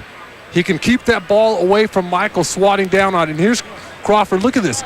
There's no one there. Haywood's standing in cement. Christian Leitner's late to get in the lane. Those are the kind of plays that when you go back and you look at them in film session, you're just embarrassed as a defender. That's when you go to the bathroom. Exactly. Jalen Rose going to that left hand again. This one won't stay down. Donyell Marshall almost had the rebound. Stackhouse and Hughes now out in front. Stackhouse swings it to Larry Hughes. He's open. Jump shot is good. And they still end up getting that shot up, but that's where you kind of miss a true point guard in the open floor, a guy who can direct the break. That break was poorly run. Stackhouse now with 7 assists. He's pretty much running the point as well. Point forward, point shooting guard. Oh, from deep and outside, Hassel buries a 3. Well, this is nice. At least we're getting some offense now. I mean, both teams, when they came out, looked a little nervous, tentative, because maybe the ovation, maybe it's Michael's night. You can still be a general manager of your own NBA team. It's not too late to play NBA.com's virtual GM and win great weekly prizes. Good trying that. I haven't won yet. Stackhouse put it into a crowd and gets it back. Clock is at 6. Hassel, hand in his face. Leitner, open look at 3, and it's short. Good rebound by Haywood. Finds Hughes from the free throw line. Won't stay down. Leitner gets the rebound off the glass and gets fouled. And that is going to upset Bill Cartwright. Too many chances on the offensive glass. You know, both teams right now aren't paying attention to detail. Both teams look like they've lost their focus. They're not helping each other out on defense. They're not rebounding the basketball. This is a game of errors right now. It's more errors than it is execution. It's the team that's going to make the least amount of errors is going to win this ball game. But right now, both teams are making a ton. Leitner has one double-double this year, and that was in the second meeting with the Chicago Bulls. 2-0 record against them, including a 107-82 spanking here early this month. First game of the new year. Crawford, and Hughes is right there with him. Sweeps at the ball, can't get it. Tyson Chandler sets the screen, and Crawford uses it and drops it down. Crawford can continue to come off screens and pop jumpers. It's going to force that big man to step up. Then you can run a proper pick and roll. When he comes off of that screen, a big man must step up to pick him up. Otherwise, he's going to shoot you into oblivion. Jordan looking to drive, and Jalen Rose commits the foul. It's important, I would think, Sean, as well, as Washington is able to creep close. The closer they get, the last time they allowed the Bulls again with a three-pointer to pull away again. But against a young team, the closer you get, the tighter they get, I would think. Well, absolutely. They're not nearly as loose and relaxed as veteran teams because the veteran teams have been through it before. Leitner's shot no good, knocked out of bounds by the Bulls. Haywood doing a nice job on the glass, disrupting that time. This game has had a weird flow to it, or I should say no flow. It's not like one team has really asserted themselves. I agree with you 100%. Leitner again continues to try and get his offense going, does, and fouled by Donyell Marshall. Leitner again, Mr. Consistency guy, getting it done on the perimeter. He missed a shot 2 or 3 possessions ago, but then he ends up at the end of the possession after a scramble, coming up with a loose ball and going up with it. You're talking about a guy who's brought his game today. Christian Leitner looks like he's focused. 12-6. There's a nice 1-2-3 draft that year, and Leitner and Alonzo Mourning ended up in a rap song by Shaq, but who was the #1 pick? It wasn't Christian Leitner, it wasn't Alonzo Mourning. Shaquille was 1, Mourning was 2, and Leitner was 3. Not a bad threesome there. Not bad at all. Chandler creates, throwing it up with one hand in a big crowd. Stackhouse with it now, down to Michael Jordan. Jordan working on Jalen Rose, takes through the paint. Rose with the quick hands in the strip. Leitner again. Working on the youngster. Swings it back to Jordan. Great pass to Haywood, who reverses. You have to love playing with a guy who's going to get you the ball if you cut to the basket and you're open. There's just a crack of daylight this time. Michael, first off, working against Jalen Rose. Jalen with the great hands slaps down on the basketball, but Michael continues to work and ultimately ends up with a brilliant pass to Haywood. Haywood can't convert the three-point play. He shoots just 62% from the line. Rose, everyone loses Jalen Rose. They close in a hurry. Crawford and Leitner says, wait a second, it went off him and out of bounds, but just the same, there's no foul. Still belongs to the Bulls with 10 on the shot clock. Crawford did a tremendous job of taking what the defense gave him. Jalen Rose jump shot is just not there tonight. Stackhouse right at Hassel, breaks him down. Looking for some help. Finds Leitner. That's great open court defense by Hassel. Leitner comes up shooting. The 3 won't stay in. Rims right out. And the Bulls, Jalen Rose with it. Hassel did a tremendous job stopping Jerry Stackhouse in the open court. If you give any scorer in this league a run at you in the half court that's one-on-one, most likely they're going to score. Donyell Marshall fumbled it first and still drops it in. The Wizards just having a tough time getting closer. They get it down to 5 and then pops up to 7 or 8. Leitner with it now, making him pay for the gamble, takes it in hard, no call. Donyell Marshall wants to push it to Jalen Rose, who's not shy, even though it's not been his night, and nails the jumper. No, he's not shy. He's the type of guy who will shoot himself into a rhythm. Just 3 of 15 from the field now for Jalen Rose, but the Chicago Bulls have opened up a 9-point lead, trying to do it with defense. A lot of contact there, but the rookie, or rather the second-year player, gets away with it.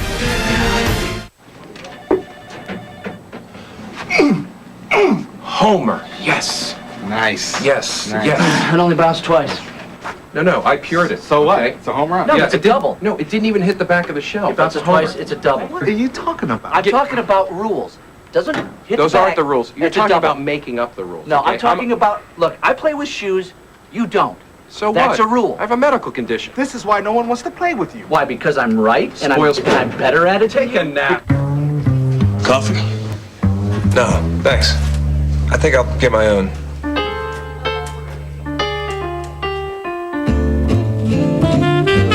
Perhaps he's compelled by the sumptuous aroma, or does he desire the rich, luscious taste crafted in Europe? Maybe it's because he makes Javalia his way, delicious every time. To experience the pleasure of Javalia Cafe yourself, call 1-800-497-5279. We'll deliver 2 boxes of our fine European coffee, plus a thermal carafe coffee maker. We'll even include a stainless steel travel mug. If you enjoy Javalia, we'll send more whenever you like. 2 boxes of freshly sealed Javalia, the thermal coffee maker and mug, delivered to you for just $19.95 with no further obligation. Call 1-800-497-5279. Javalia Cafe. Always a pleasure to come home to. Let's update you on the Kings and the Hawks, and Atlanta might be pulling off the upset. Team rebate, trying to check Chris Webber, can't do a thing with him, but how about Corey Benjamin making the most of his opportunity, Greg? Athletic, just getting called up on the 10-day plan extremely well. Jason Terry, 23 points and 13 assists, and Roro, 113-103, team rebate leads the Kings. Kobe Bryant arriving in the Staples Center, getting set for our second game. It's the Nets and Lakers, that finals rematch, and that's on the way after we're done in Chicago. John?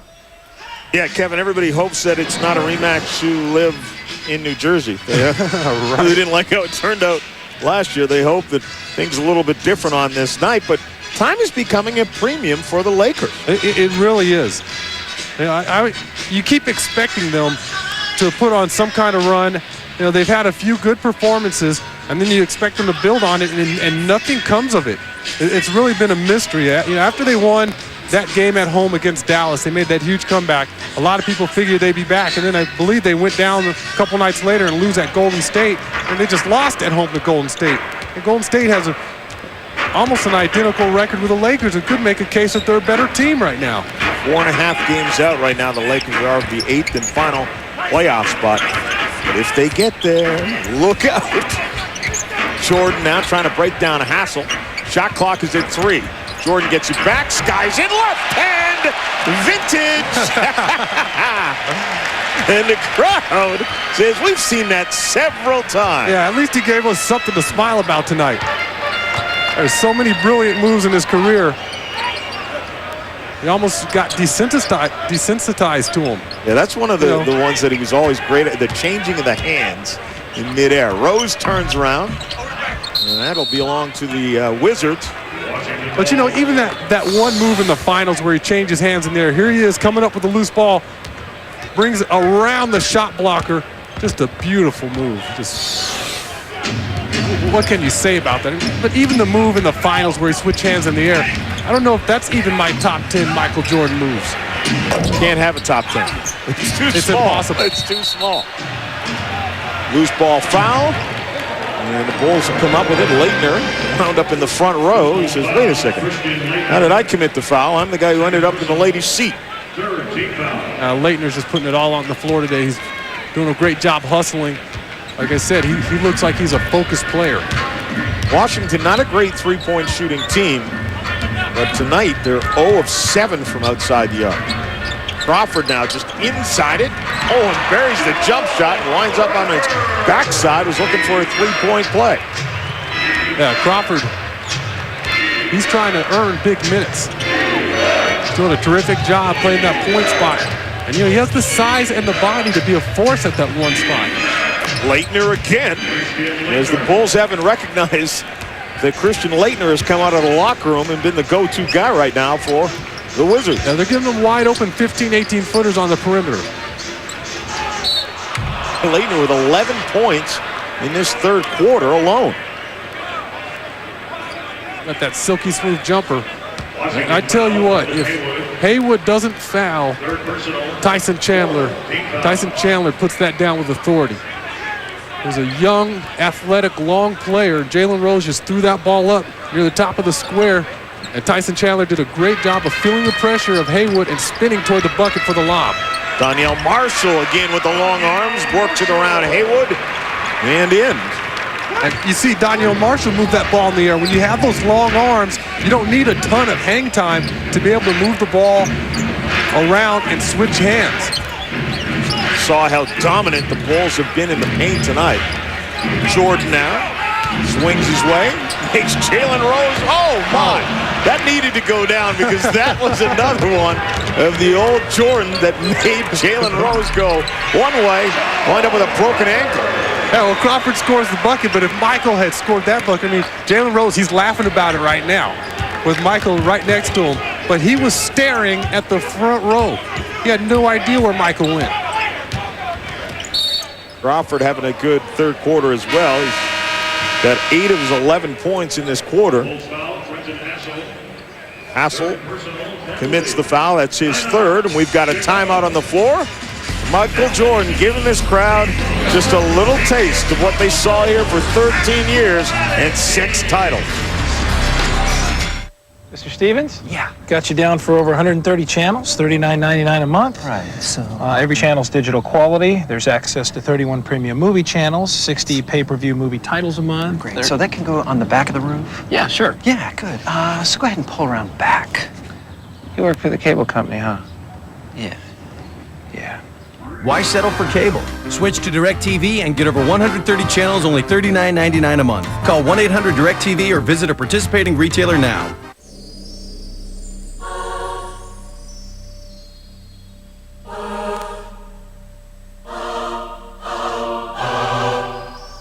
Pizza Hut announces new stuffed crust gold. The pizza with a ring of cheese baked inside the crust now has zesty cheddar cheese around the outer rim for a toasted crunch. Get a stuffed crust pizza for $9.99 or go for the gold for $1 more. Stuffed crust gold, new at Pizza Hut.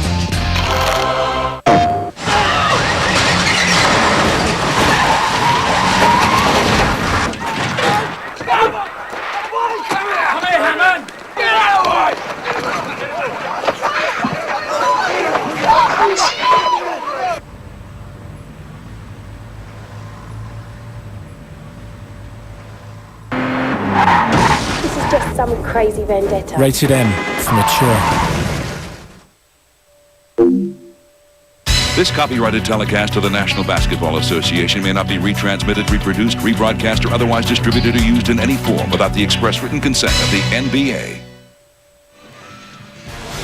ESPN's presentation of NBA Friday, brought to you by DirecTV. Movies, music, and exclusive sports from the leader in digital satellite entertainment. Let's check in on more action from the association. Knicks trying to make a statement against Dallas, but then they were hit like kryptonite with the fourth quarter. Yeah, Dallas again, the big three, Nowitzki, Finley, and Nash, just too much down the stretch. Once again, the Knicks crumble in the fourth, and that's strudel, straight strudel from Dirk Nowitzki. 101-90 with just seconds left. Jason Kidd, 41 points last night against the Warriors. up at home in Oakland tonight. He heads down to L.A. Nets and Lakers are next. John? Yeah, big time rematch of last year's NBA championship. The Lakers won their 3rd in a row. Jason Kidd thinks that this team is a little bit better team than it was last year when they made that run. Michael Jordan is 3 of 11 from the field, but we have seen some of the repertoire tonight. Some flashes of brilliance on that last move where he threw that little head fake, and he was the first guy that I saw throwing that head fake. Now you see all kinds of guys incorporating that into their game. Michelle, at the beginning of the season, didn't Doug Collins and Michael Jordan say he'd play about 22, 23 minutes a game? Yeah, and didn't the two of you say that'll last about a week?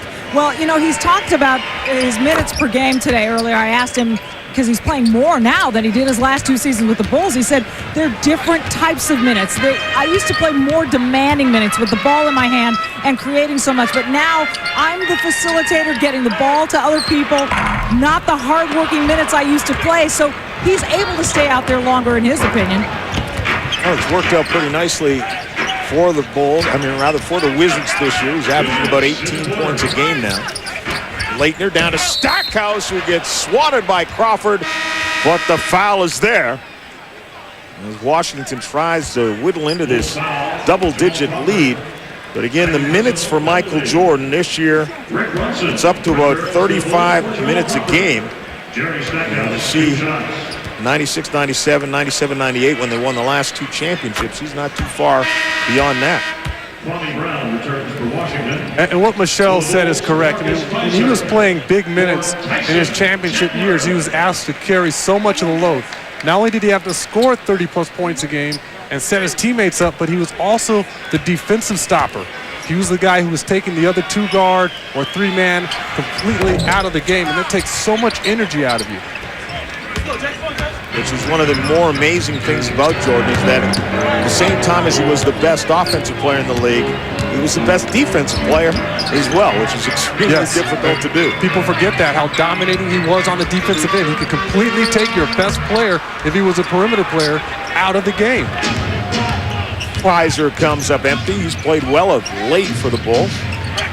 Stackhouse working on Hassel, loses it. It comes to Tyronn Lue.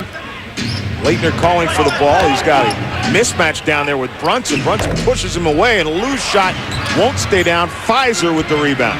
You said they're not a great three-point shooting team. If you look at that squad for the Washington Wizards, they don't have a lot of pure shooters out there. Look at Big Bill.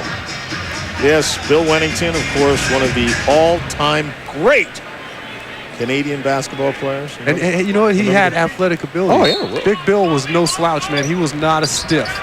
He's got himself a mitt full of rings as well. Jalen Rose, offensive foul as he tried to glide his way in. Offensive foul, Jalen Rose. Bill Wennington, of course, one of the announcers now here in Chicago. Had himself a very good NBA career. Yeah, Big Bill put a couple people in the basket. They used to fly a little bit. Jordan's got it. Gets Brunson on the switch now. Wants to enter the ball into Stackhouse. Does. Around Hassel. Clock is at 5. Stackhouse loses it going up. Gets it back. 2 on the clock. Beats it and gets a kind roll. Wow. And there's really no place for him to penetrate on that possession. He's just trying to make something happen. He comes up with a loose ball and gets a prayer. Kwame Brown working on Pfizer. And Pfizer will go to the line.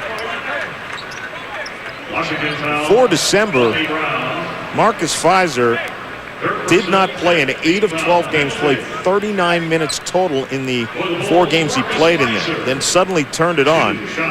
13.7 rebound average in December. 24 and 10 against Atlanta. And finally seeing some of the things they saw in Marcus Pfizer when he played at Iowa State. Substitution number 32, Eddie Robinson. Eddie Robinson is coming back into the game for the Bulls. He was a leading scorer for Chicago in the first half. Mr. Springs. It's surprising or maybe it's not so surprising. The whole free agent situation in Chicago, trying to lure free agents here has been a lot tougher than the organization expected. Teron Lue buries a three from outside. Now, a lot of free agents were like, yeah, we'd love to come play in Chicago. Where's number 23? Well, I mean, just look at the bait that's out there for the free agents. I mean, you figure that the greatest player of all time really almost run out of the organization. What does that say? If you're a free agent coming in, that's got to be pretty intimidating. That's a good point. Stackhouse to beat the buzzer, and does. And a Washington Wizards now, 3 seconds left. Robinson beats the buzzer, but can't find the iron. And Washington finished with a flourish and pulled to within 3, a 9-1 run. Bill Cartwright can't believe what happened to his double-digit lead. And right now, the Bulls have been strong in the paint, even with a 3-point lead. Well, it was the lack of defense early on by the Wizards, as you saw. Crawford able to make it to the middle. Donyell Marshall using that length. And here he is again, dominating inside. Ian from Portland asks, how do pro bowlers prepare for tough matches? Actually, Ian, I try to visualize my opponents.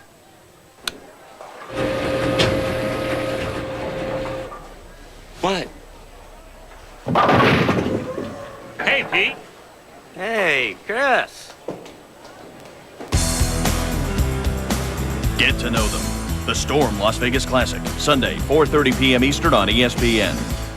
Saturday night, it's a Super Bowl Eve celebration with a special NFL primetime live from San Diego. It's been as wacky a season as we can remember. Relive the wild season and even wilder playoffs. The calls after the calls are not right. Then on Sunday, it's the ultimate NFL countdown to Super Bowl 37. It's a chance to be real special today. Your only Sunday morning stop for the best Super Bowl coverage.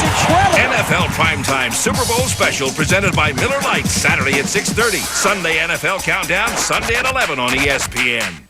Mr. Stevens? Yeah. Got you down for over 130 channels, $39.99 a month. Right, so... every channel's digital quality. There's access to 31 premium movie channels, 60 pay-per-view movie titles a month. Great. So that can go on the back of the roof? Yeah, sure. Yeah, good.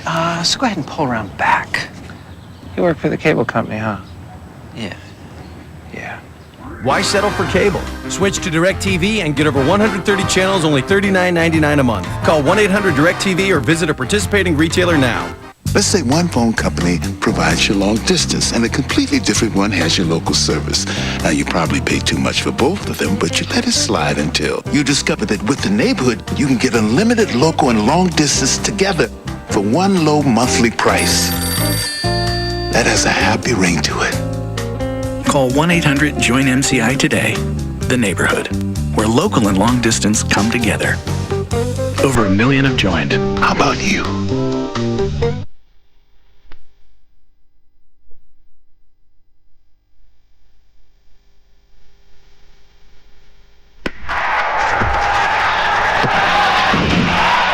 Yes, yes, yes. Jordan off the strip to the scoop. Oh, a spectacular move by Michael Jordan. Here's Jordan for 3. Yes! Michael indicating he can't believe it. 2, now to 1. Here's Jordan. Yes! It is all over. Michael Jordan's final appearance here in Chicago, and Sean Elliott, my partner, the top 5 that you have played against, and Michael Jordan right on top. Well, Michael would be the top 3, but Aaron Owens, the producer, wouldn't let me have him as a top 3. Magic Johnson, obviously, one of the great ones. Hakeem Olajuwon, and you know the surprise there probably at that forward spot is James Worthy, with apologies to Chris Mullin and Dominique Wilkins. Those guys were tremendous, but James Worthy and Magic, what a combination. And I'm sure Bill Wennington would have made the list if he were allowed to have a Canadian. A Canadian, exactly. Pfizer in a crowd. Boy, gets it up quickly at Kwame Brown, plus the foul. Washington foul, Kwame Brown. Pfizer using that strength at 6'8", 260. And he's built like a tank. Just physical down low. Does a great job cutting to the bucket. Goes up with the kind of strength and power that you need to finish in the lane. and converts the three-point play to get it quickly up to a 6-point lead again. Washington keeps getting this thing down close, and the Bulls have responded every time. Teron Lue picked up by Brunson. Stackhouse trying to lose Robinson. Leitner is open from the baseline. Shot is good. Now, Leitner's putting on a performance. He's taking advantage of every opportunity the defense is giving him. They're giving him those open 15, 18-footers. He's stepping up and knocking them down. Leitner with 17 points, averaging just 7 over the course of this season thus far. Fizer now wants to go around Kwame Brown. The big bump goes up strong, no good. Leitner had the rebound, lost it. It comes right to Fizer. Then he drops it in. You know, he gets that ball back, but I would prefer, if you're going to penetrate and come with some power, use the glass. The glass is your friend on that move. Guys are trying to put it up with touch and not use the glass. Extremely difficult shot. Leitner doesn't graze anything that time, and Jalen Rose cut off by Teron Lue. Fizer wants it, and right now he's schooling young Kwame Brown down there.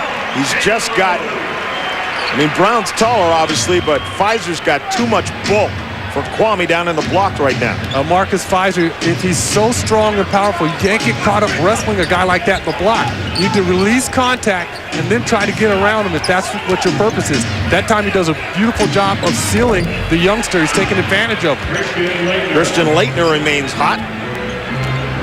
Fizer's 7 points in this quarter are all 7 for the Bulls, so he's been the guy they've gone to down there, and he has Kwame Brown again shield and again scores. That's a matchup that Doug Collins is going to have to look at. Well, he's bringing Haywood in off the bench, and so he recognizes the fact that right now Kwame Brown is being out-muscled by Marcus Fizer, and on the other end, they're also doing a beautiful job of continuing to go to Christian Leitner, except for that possession. And Corey Blunt with a good tip from behind. Fizer this time had Leitner on him, and it doesn't matter. Fizer with 11 points in this quarter. He's just too big and strong right now for the young players on the Washington Wizards. He's overpowering them in the middle. Marcus Fizer, the reason the Bulls have opened up the lead to 10 again.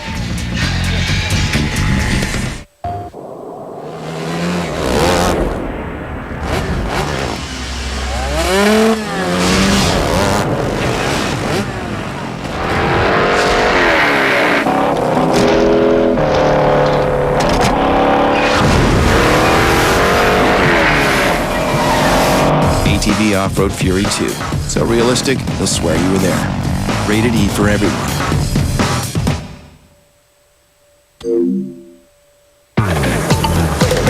We get explorers coming through here all day long. No doubt. They keep coming in, leaving, coming in. Non-stop. Yeah, check this out.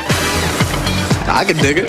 The 2003 Ford Explorer. That third row seat folding down, you get in there, plenty of room. After you buff it, it's like butter. It's been the best-selling SUV for 11 years. I got a feeling we're going to be washing a lot more, man. And break time is over, fellas. The 2003 Ford Explorer. Popularity has no boundaries. Well, what do you want to read today? Dr. Seuss. Dr. Seuss? He's my favorite. Well, I have a surprise for you. What is it? You'll have to wait.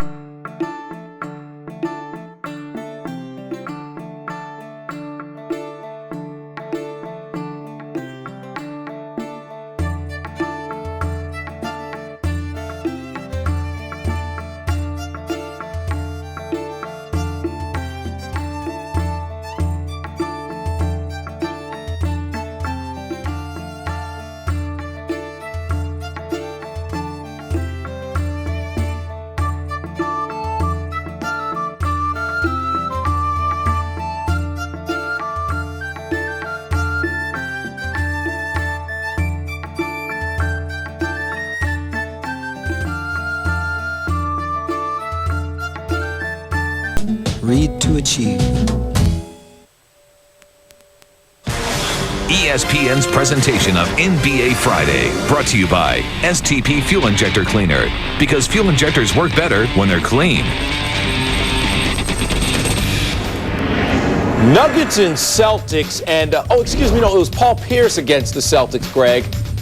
And he was just in a zone tonight. There are certain nights when guys have the ability to go out and fill it up from anywhere. Look at the three with 2 hands in his face. Unbelievable performance. Paul Pierce, 45, the Nuggets, 58. So the Nuggets beat him by 13 points. The Celtics won the game, 77-58, though. Pierce with more threes made and more free throws made. The daddy running a little late. No love, no nothing. He's all business as the Lakers get ready for the Nets. But, John, how about Paul Pierce tonight? Unbelievable. How about the Nuggets not getting to 60 points? Well, you know, I looked at that highlight there, and Paul Pierce is penetrating and going through 5 people. Somebody has to step up and play some defense. Hey, somebody forgot to tell Marcus Fizer it's Michael Jordan's night. He scored 11 points in 2 minutes and 16 seconds. He's just too big and strong, and Doug Collins had to come with Brendan Haywood off the bench. Fizer commits the foul this time. A little overly aggressive. And he just did it with a combination of power and touch in the lane. Did a great job sealing the younger player, Kwame Brown, all of Karl Malone. You know, you look at Karl Malone, he has that kind of seal. Marcus Fizer doing the same thing, using that big body. And the bench, 42-15 is the advantage right now for the Bulls. Make that 42-18 as Tyronn Lue knocks in a 3. You know, Tyronn Lue's a guy who can score for you in a hurry now. He has the ability to go outside and knock down threes with efficiency. Robinson down to Fizer. Still got Kwame Brown guarding him, although he's getting some help from Haywood. And Kwame Brown reached in, overly aggressive, and commits the foul. Over the top. Even though he doesn't have a size advantage, he definitely has a strength advantage. And he's using that to overpower the younger players. That's 5 fouls now on Kwame Brown. And Michelle, Kwame Brown has really been a project for Michael Jordan. Yeah, I think Jordan was proud of that move right there. But yes, he said Kwame Brown played so well in his first couple of games this season, but has not regained that form. And if he can, he will play a large role in them getting to the playoffs, John. A lot of it is a matter of confidence. Yeah, the best thing that can happen to this young Wizards team is to make it to the playoffs so these young players feel that intensity. Stackhouse probably would have liked that pass back. He was looking for Tyronn Lue. Fortunate it came back into the hands of the Wizards and Larry Hughes. Stackhouse, Brunson. Into Kwame Brown, he gets fouled by Corey Blunt. Shot play on the side. Yeah, you put these young players, John, you put them in a playoff situation, and all of a sudden the games are twice as physical. Guys are throwing bows, you're getting beat up. Every time you catch a basketball, it forces you to raise your level of intensity, and that's exactly what these young guys need. They need to learn what it's like to have to get in there really in the trenches and battle. Stackhouse trying to find his way free of Robinson. Ooh, nice move. Stackhouse just gets it on the iron. Wow, I don't know about that one. That might have been goaltending. That looked like it was still on the iron when they knocked it off. No question about it. Brunson down to Corey Blunt, and that's as easy 2 deuces as he'll get. That's just too easy when you're on the road and you're trying to fight and claw yourself back into a ball game to give up 2 easy points like that. Larry Hughes ran out of real estate, gets a crowd of white jerseys around him.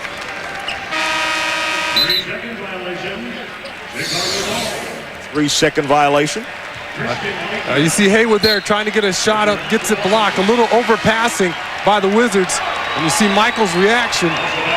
Just going to take a little bit of time. You have to have tons of patience when you're dealing with the younger players. Michael Jordan returns to the game.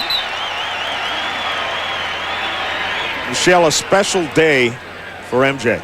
Yes, John, but there is one person in this building who refuses to believe Jordan is retiring, and that's Bill Cartwright. He said to me before the game, let's face it, is this really his last game here? He's been retiring for 10 years. He compared him, John and Sean, to the Rolling Stones. He said their first farewell tour was in the 80s. That's the perfect comparison, the Rolling Stones. Jalen Rose knocks that one in.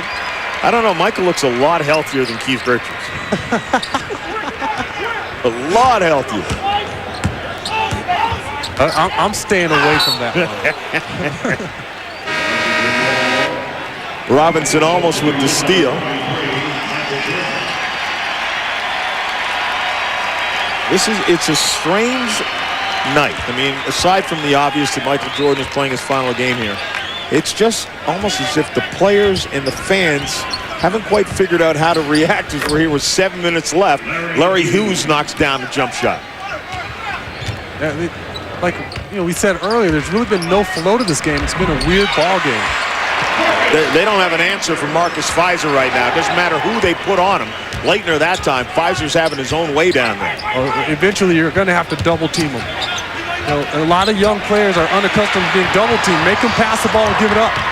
Bunsen looking for Fizer on the break. Numbers up here for the Wizards. Tyronn Lue back to Jordan. Jump shot. Comes up short, dances around, and Haywood almost had the rebound, winds up being fouled. He's fouled on the attempt. He's trying to tip that ball back in. If he had got that to go, if he had gotten that one to go, that would have been an athletic play. Trying to put it in with one hand, looked like he was going to try to put his hand under the ball and lay it back in. I think one of the reasons you only had one hand on the ball is because the other one was holding off Corey Blunt. Yeah. That one could have gone either way. Well, right now, if you're the Bulls, you just need a steady diet of Marcus Fizer. Just continue to feed him the ball down low. He's just demolishing the interior players for the Wizards. Maybe Robinson gets up on that pogo stick again, or Washington would have come out with that rebound. Jalen Rose trying to work on Hughes. Lue comes over with a double team, and Hughes gets the steal. Jordan on Tyronn Lue. Lue comes up shooting. Rebounded by Jordan, no good. Haywood gets it back. And that ball will stay with the Washington Wizards. Haywood with 8 offensive rebounds in this game. Well, that's where on that offensive possession, if you're the Bulls, if you're Jalen Rose, you got to give it up. The double team's there. You're trying to split the double team. You can end up losing the basketball, but you have to realize that somebody else is open out there on the floor. Tyronn Lue, Stackhouse comes over. There's an opening there. Lue takes it right at Corey Blunt. He gets fouled. Oh, that's a nice drive by Lue. He penetrated like he meant business that time. Switch the ball in the air, try to lay it with his left hand. He's going to get a couple free throws. A couple of guys who've been fortunate enough to play and coach. Michael Jordan. Kid seeks revenge in a finals rematch. The Bucks' secret weapon. Chicago says a last goodbye to its hometown hero. And Serena Venus. Are they the best ever? SportsCenter after tennis on ESPN.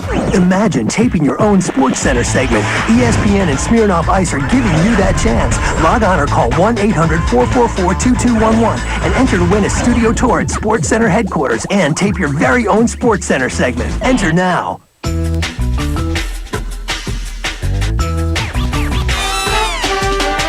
Are you in on it?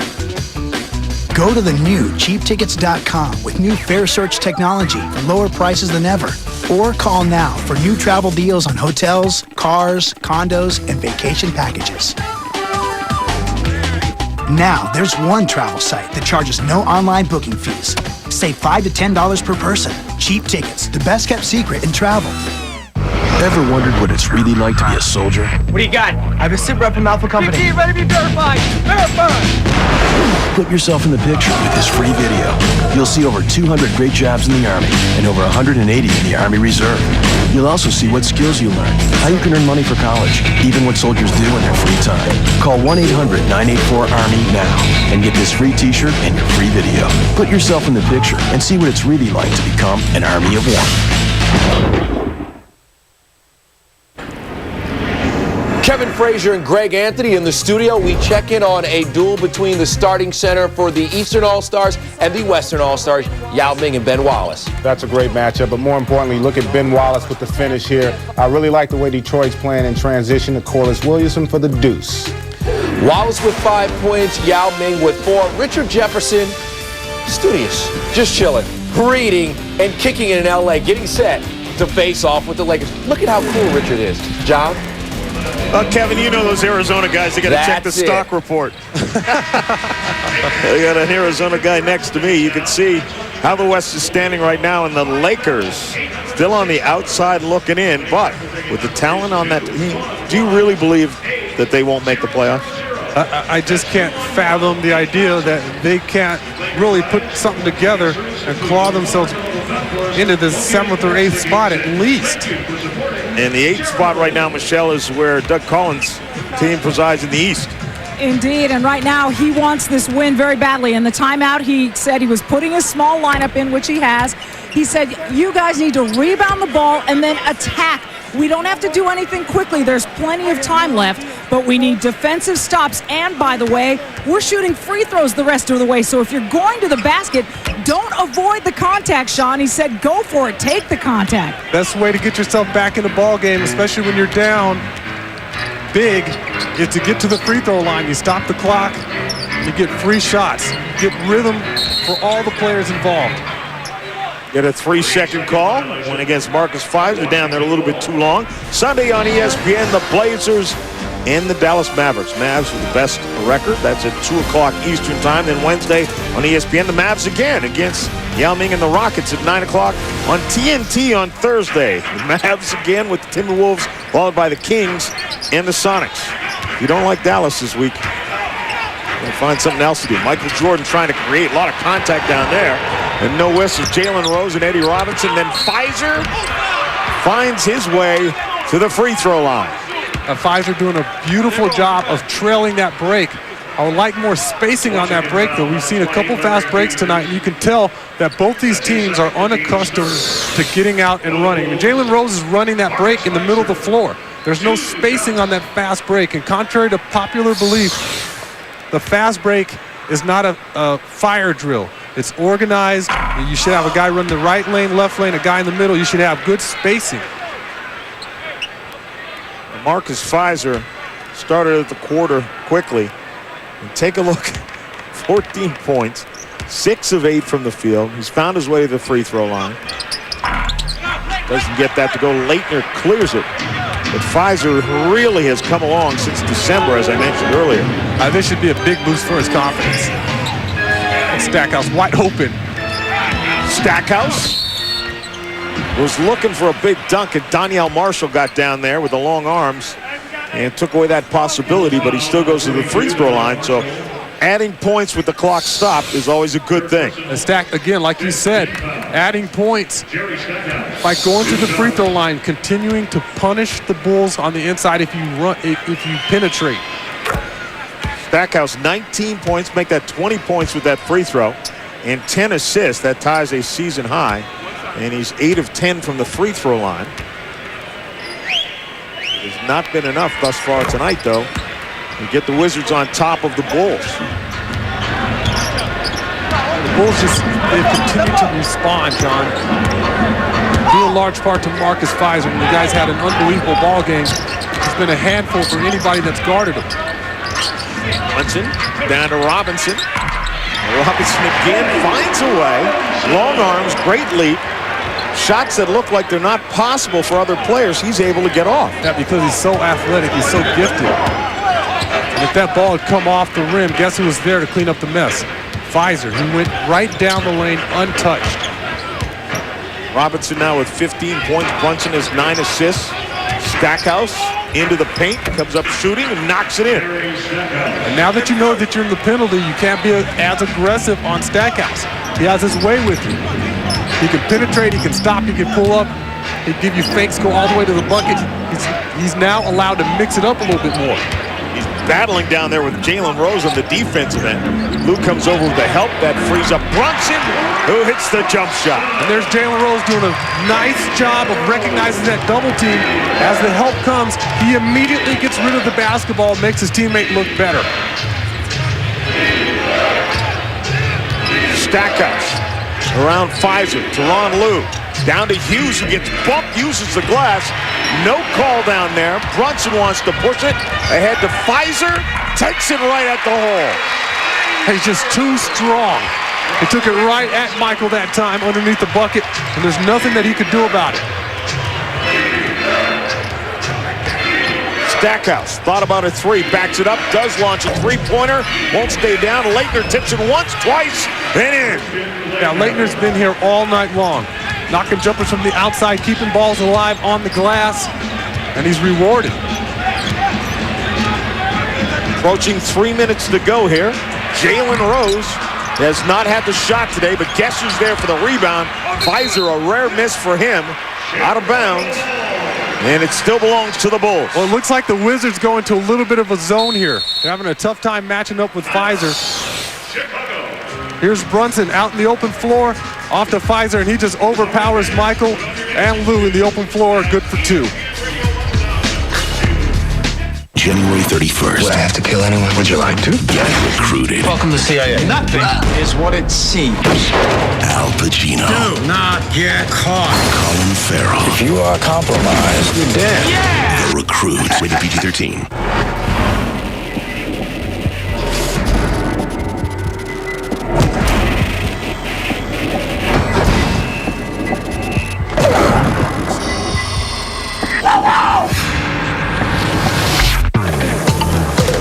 We get explorers coming through here all day long. No doubt. They keep coming in, leaving, coming in. Non-stop. Dad, check this out. I can dig it. The 2003 Ford Explorer. That third row seat folding down, you get in there, plenty of room. After you buff it, it's like butter. It's been the best-selling SUV for 11 years. Got a feeling we're gonna be washing a lot more, man. And break time is over, fellas. The 2003 Ford Explorer. Popularity has no boundaries.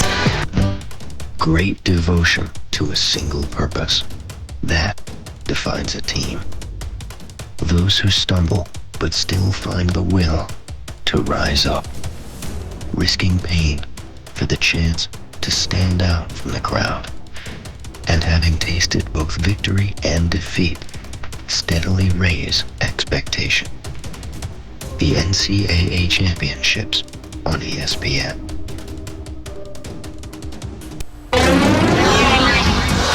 Jason Kidd chilling right now, but he leads the NBA in fast break points.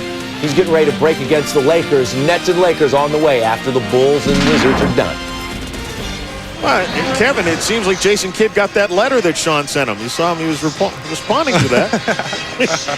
It's Michael Jordan's night, regardless of which arena you're in the NBA tonight. And Michael showed us a little bit of what it was like when he played here with Chicago. Obviously, very emotional night for him and for the rest of the players on the floor as well.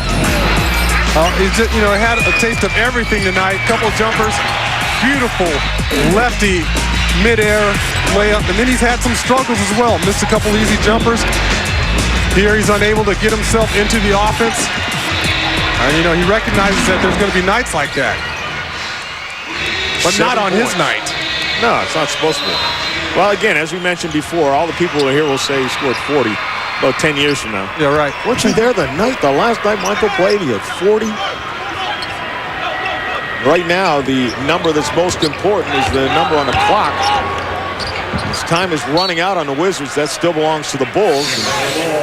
Here's this move that I've been waiting to see. Now watch his head fake. He gives Jalen Rose that head fake, and how many times have you seen this head fake? He's the originator of that move. There's no question about it. He's the first guy that I saw pull that little head fake off. And now you see Tracy McGrady, Kobe Bryant. It's a large part of their games, particularly in the post area. Robinson just flies up on that jump shot. When he jumps so high, his jumper's almost coming down. Exactly.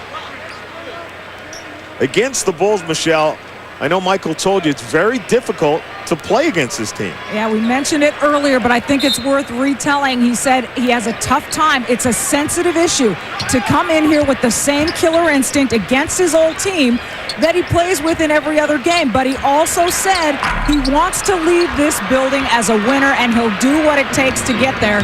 He's got, 226 in which to do it, John. And Stackhouse trying to help the cause out, but Jalen Rose is back there to say none of that. I like the fact that Jalen Rose, again, gave that ball up when he saw the double team coming. Brunson just unable to knock down that jumper. But that's what you have to love about the great players in this league. You have a responsibility to make other players around you better. Chicago's got 10 blocked shots in this game. Hughes goes in and gets it +1. Bulls having a great night.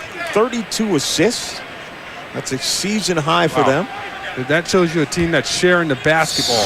Here's Larry Hughes doing a tremendous job coming down the lane, gets that contact, and has the concentration and focus to put that ball off the glass with touch. Lose with a chance to get this to a 5-point game. Boy, that was short. You could see that from the time it left his hand. Teron Lue chases it down. Jordan goes up to the glass and scores. I think he's just picking his spots to show his brilliance. Save it for the last couple of minutes. That's what everybody here is used to seeing. It's got to be a little bit surreal for the Bulls as well, as the fans respond by cheering Michael Jordan pulling the Wizards within 4. Oh, bad pass. Donyell Marshall couldn't get it. You know, but that's nothing new for Michael either, John. He used to go to packed houses in hostile territory, and the fans would be cheering like crazy for him. Jordan goes to the line. I remember I mentioned before working for the Toronto Raptors, and the very first game we did was against the Bulls and Michael Jordan. And the next day, you see his career against the Bulls. The next day after our first telecast, John Sally, who was playing for the Raptors at the time, came up to Leo Rutenzai and said, "You guys realize that you're working for Toronto, right?" He said, "I listened to the replay of the game. It sounded like you guys were the Bulls announcers. You were so excited about Jordan." Everybody was excited, and remember those kind of plays there, cutting along the baseline. He used to finish those with emphatic dunks. And we've got a 2-point game, folks, with an 8-0 run for the Washington Wizards. If you came to see Michael Jordan tonight, stick around. The last minute 46 might be vintage. We get explorers coming through here all day long. No doubt. They keep coming in, leaving, coming in. Non-stop. Yeah, check this out. I can dig it. The 2003 Ford Explorer. That third row seat folding down, you get in there, plenty of room. After you buff it, it's like butter. It's been the best-selling SUV for 11 years. I got a feeling we're going to be washing a lot more, man. And break time is over, fellas. The 2003 Ford Explorer. Popularity has no boundaries.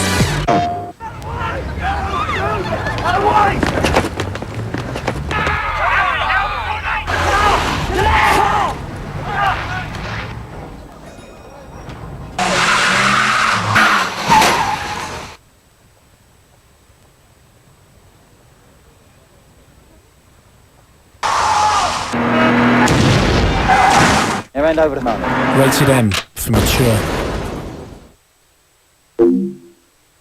You gelling? No telling how much I'm gelling. You gelling? You know I'm gelling. Hey, Ellen, you gelling? I'm gelling like a felon. You want some melon? Nah, but hey, I'm like mud gelling. I'm so gelling. Nice. Are you gelling yet? Dr. Scholl's massaging gel insoles are made from the softest gel ever created. If you and your shoes don't feel outrageously comfortable, you get your money back. Guaranteed. I'm gelling. You're not gelling. You're so not gelling. Are you gelling yet? Dr. Scholl's. Look, feel, do better. Let's say one phone company provides you long distance and a completely different one has your local service.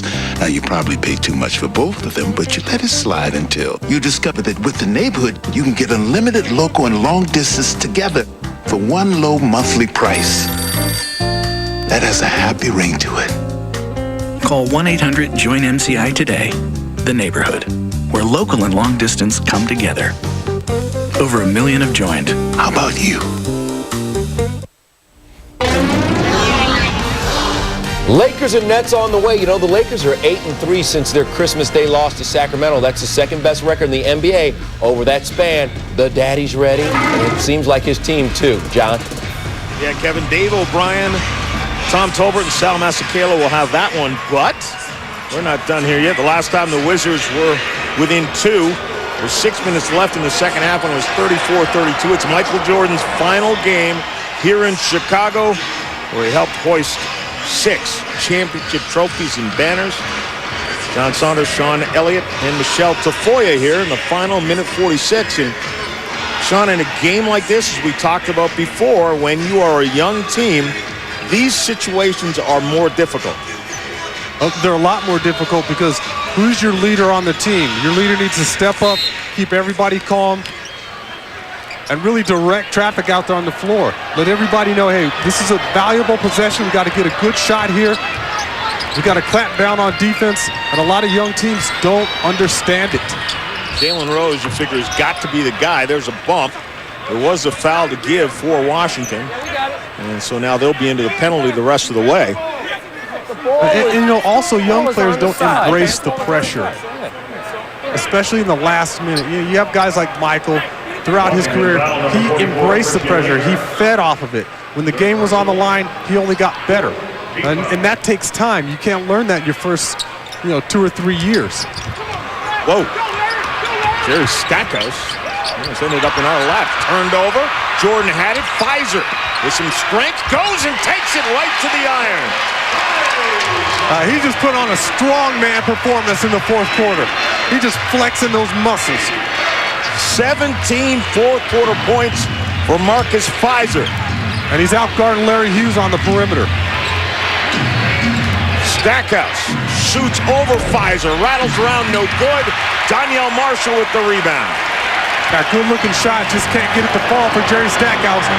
But the Wizards still have a lot of time here. Doug Collins was out there quickly to say, just calm down. We've got all the time in the world. Clock is at 7. Pfizer outside. Swings it. Brunson won't stay down. Hughes goes after the rebound and comes out of there with it. Hughes wants to go right to the goal. Lost it. It'll still belong to Washington. And John, I'm going to ask you, who was guarding Pfizer on that possession? A very key possession. Michael Jordan's guarding him on the perimeter.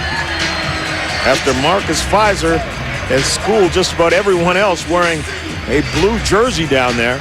It's Michael Jordan's night, but it's been Marcus Pfizer's fourth quarter.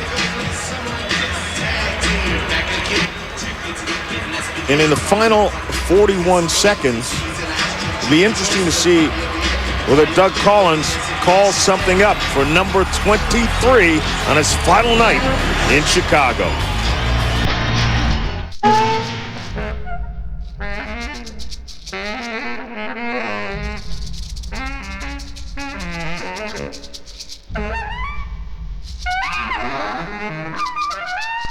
Back in Oakland, the older players would pick on me. They wouldn't let me shoot. All I could do was pass. Look where that got me.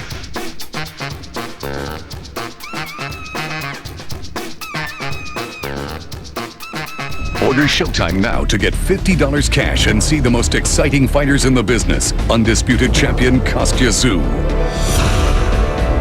Former world champion Sharmba Mitchell. The 2000 Olympians, Rocky Juarez and Francisco Bojado. Plus, the return of the biggest name in boxing, Mike Tyson. To order, call 1-888-SHOWTIME and get $50 cash. Showtime, America's #1 boxing network. Airport? Yes. Well, my name is Jim. I just love the smell of your limo, Jim.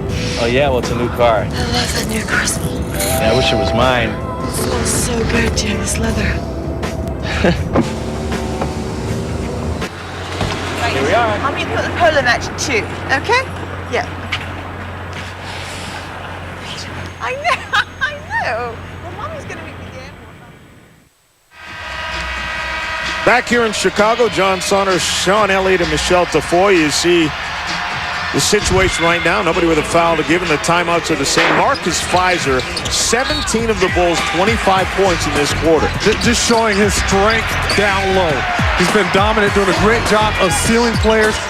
Here it is, the seal, Kwame Brown. Just doesn't have enough strength right now to stay with this guy in the paint. He's doing a tremendous job of shielding the defenders from the basketball, using all that upper body strength. He's been overpowering anybody that's been asked to guard him. 8 of 13 from the field and 18 points, but 17 of them in this quarter. Stackhouse finds Hughes, wants a closer look, glides to the glass, comes up empty and wonders what happened to the whistle. Donyell Marshall did a great job of contesting with those long arms. And Washington forced into a situation where they had to foul. Hughes finally does reach in. And into the penalty. That'll send Donyell Marshall up to the line. He's one of the better free throw shooters for this team. The Bulls under 70% free throw shooting on the season. Donyell Marshall is just under 80%, so he's the guy they'd like to have up there. Well, that's where your leadership comes from. You want guys who are unafraid to step to the free throw line late in the game. Danielle Marshall shoots that first free throw with a ton of confidence. Marshall with 11 rebounds in the game. He comes up short on the second one. We get a timeout called by Washington, down by 5 with just a couple of ticks under 27 seconds left. When we come back, will it be the final 27 of Michael Jordan's career in Chicago? Doesn't Miller Lite taste great? Yeah, but I drink it because it's less filling. Great taste. Less filling! Great taste! Less filling! Great taste! Less filling! Oh, man. Now that would make a great commercial. Who wouldn't want to watch that? Life is best told over a great tasting Miller Lite at a place called Miller Time. Less filling! There are over 100,000 firms that prepare taxes.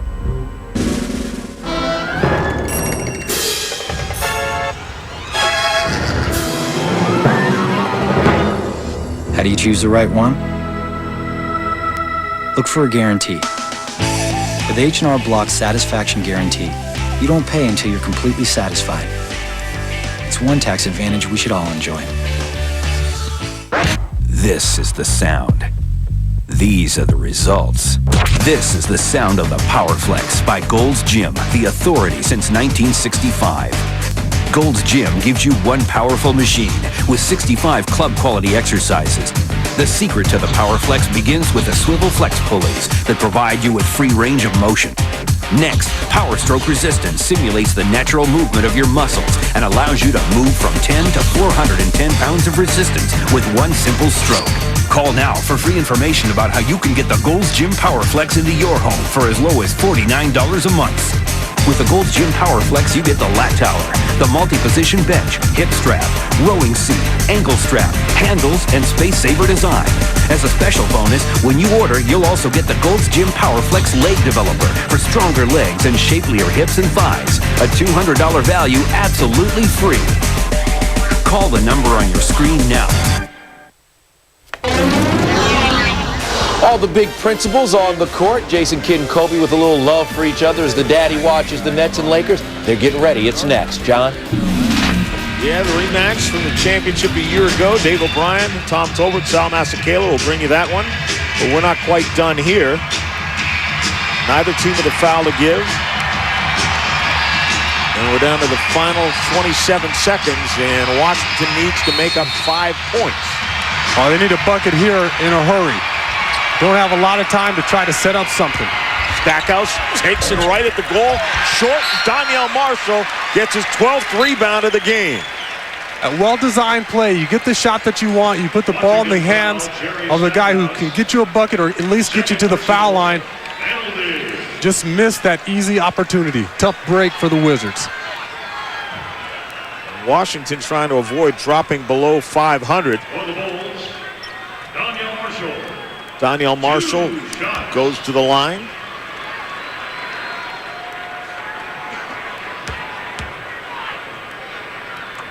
Washington with the missed 10 free throws makes a big difference. Michelle? You know, John, before the game, Michael Jordan said about the Bulls, they're playing really hard. The effort is there, and that's a good start for this young team. If you play hard, you'll be rewarded. Maybe they're getting their reward, Sean. Yes, they are. Marcus Fizer, really the big story tonight. He's been the guy who was playing hard. Teron Lue takes it hard to the goal. And it's 5 again. Final 10 seconds here. Leitner fouls Brunson. But that's exactly what it's about. You know, a lot of young teams, again, when we can, talk about this over and over again, but they're more concerned with the glamorous part of the game. Putting up numbers, seeing yourself on the highlight film. But in order to do that, you've also got to play defense. You've got to share the basketball. You have to do all the little things that aren't so glamorous. The dirty work. You need guys to help each other out, draw charges, rebound the basketball, box people out. And Bobby Simmons comes in for Michael Jordan as Doug Collins, the theatrics, You know, Sean, you could talk about the scoring titles and the championships, but one of the things that stands out for me with Michael Jordan, over the course of his career, 8 times he played all 82 games. 81 once, 80 and 78. The durability and the fact that he knew he had to be on the floor every night stands out. Especially the way he played the game. Extremely difficult. He comes up short this time around as the Bulls win it, 104-97. Coming up, a rematch of the 2002 NBA Finals, the Lakers and the Nets. For Sean Elliott.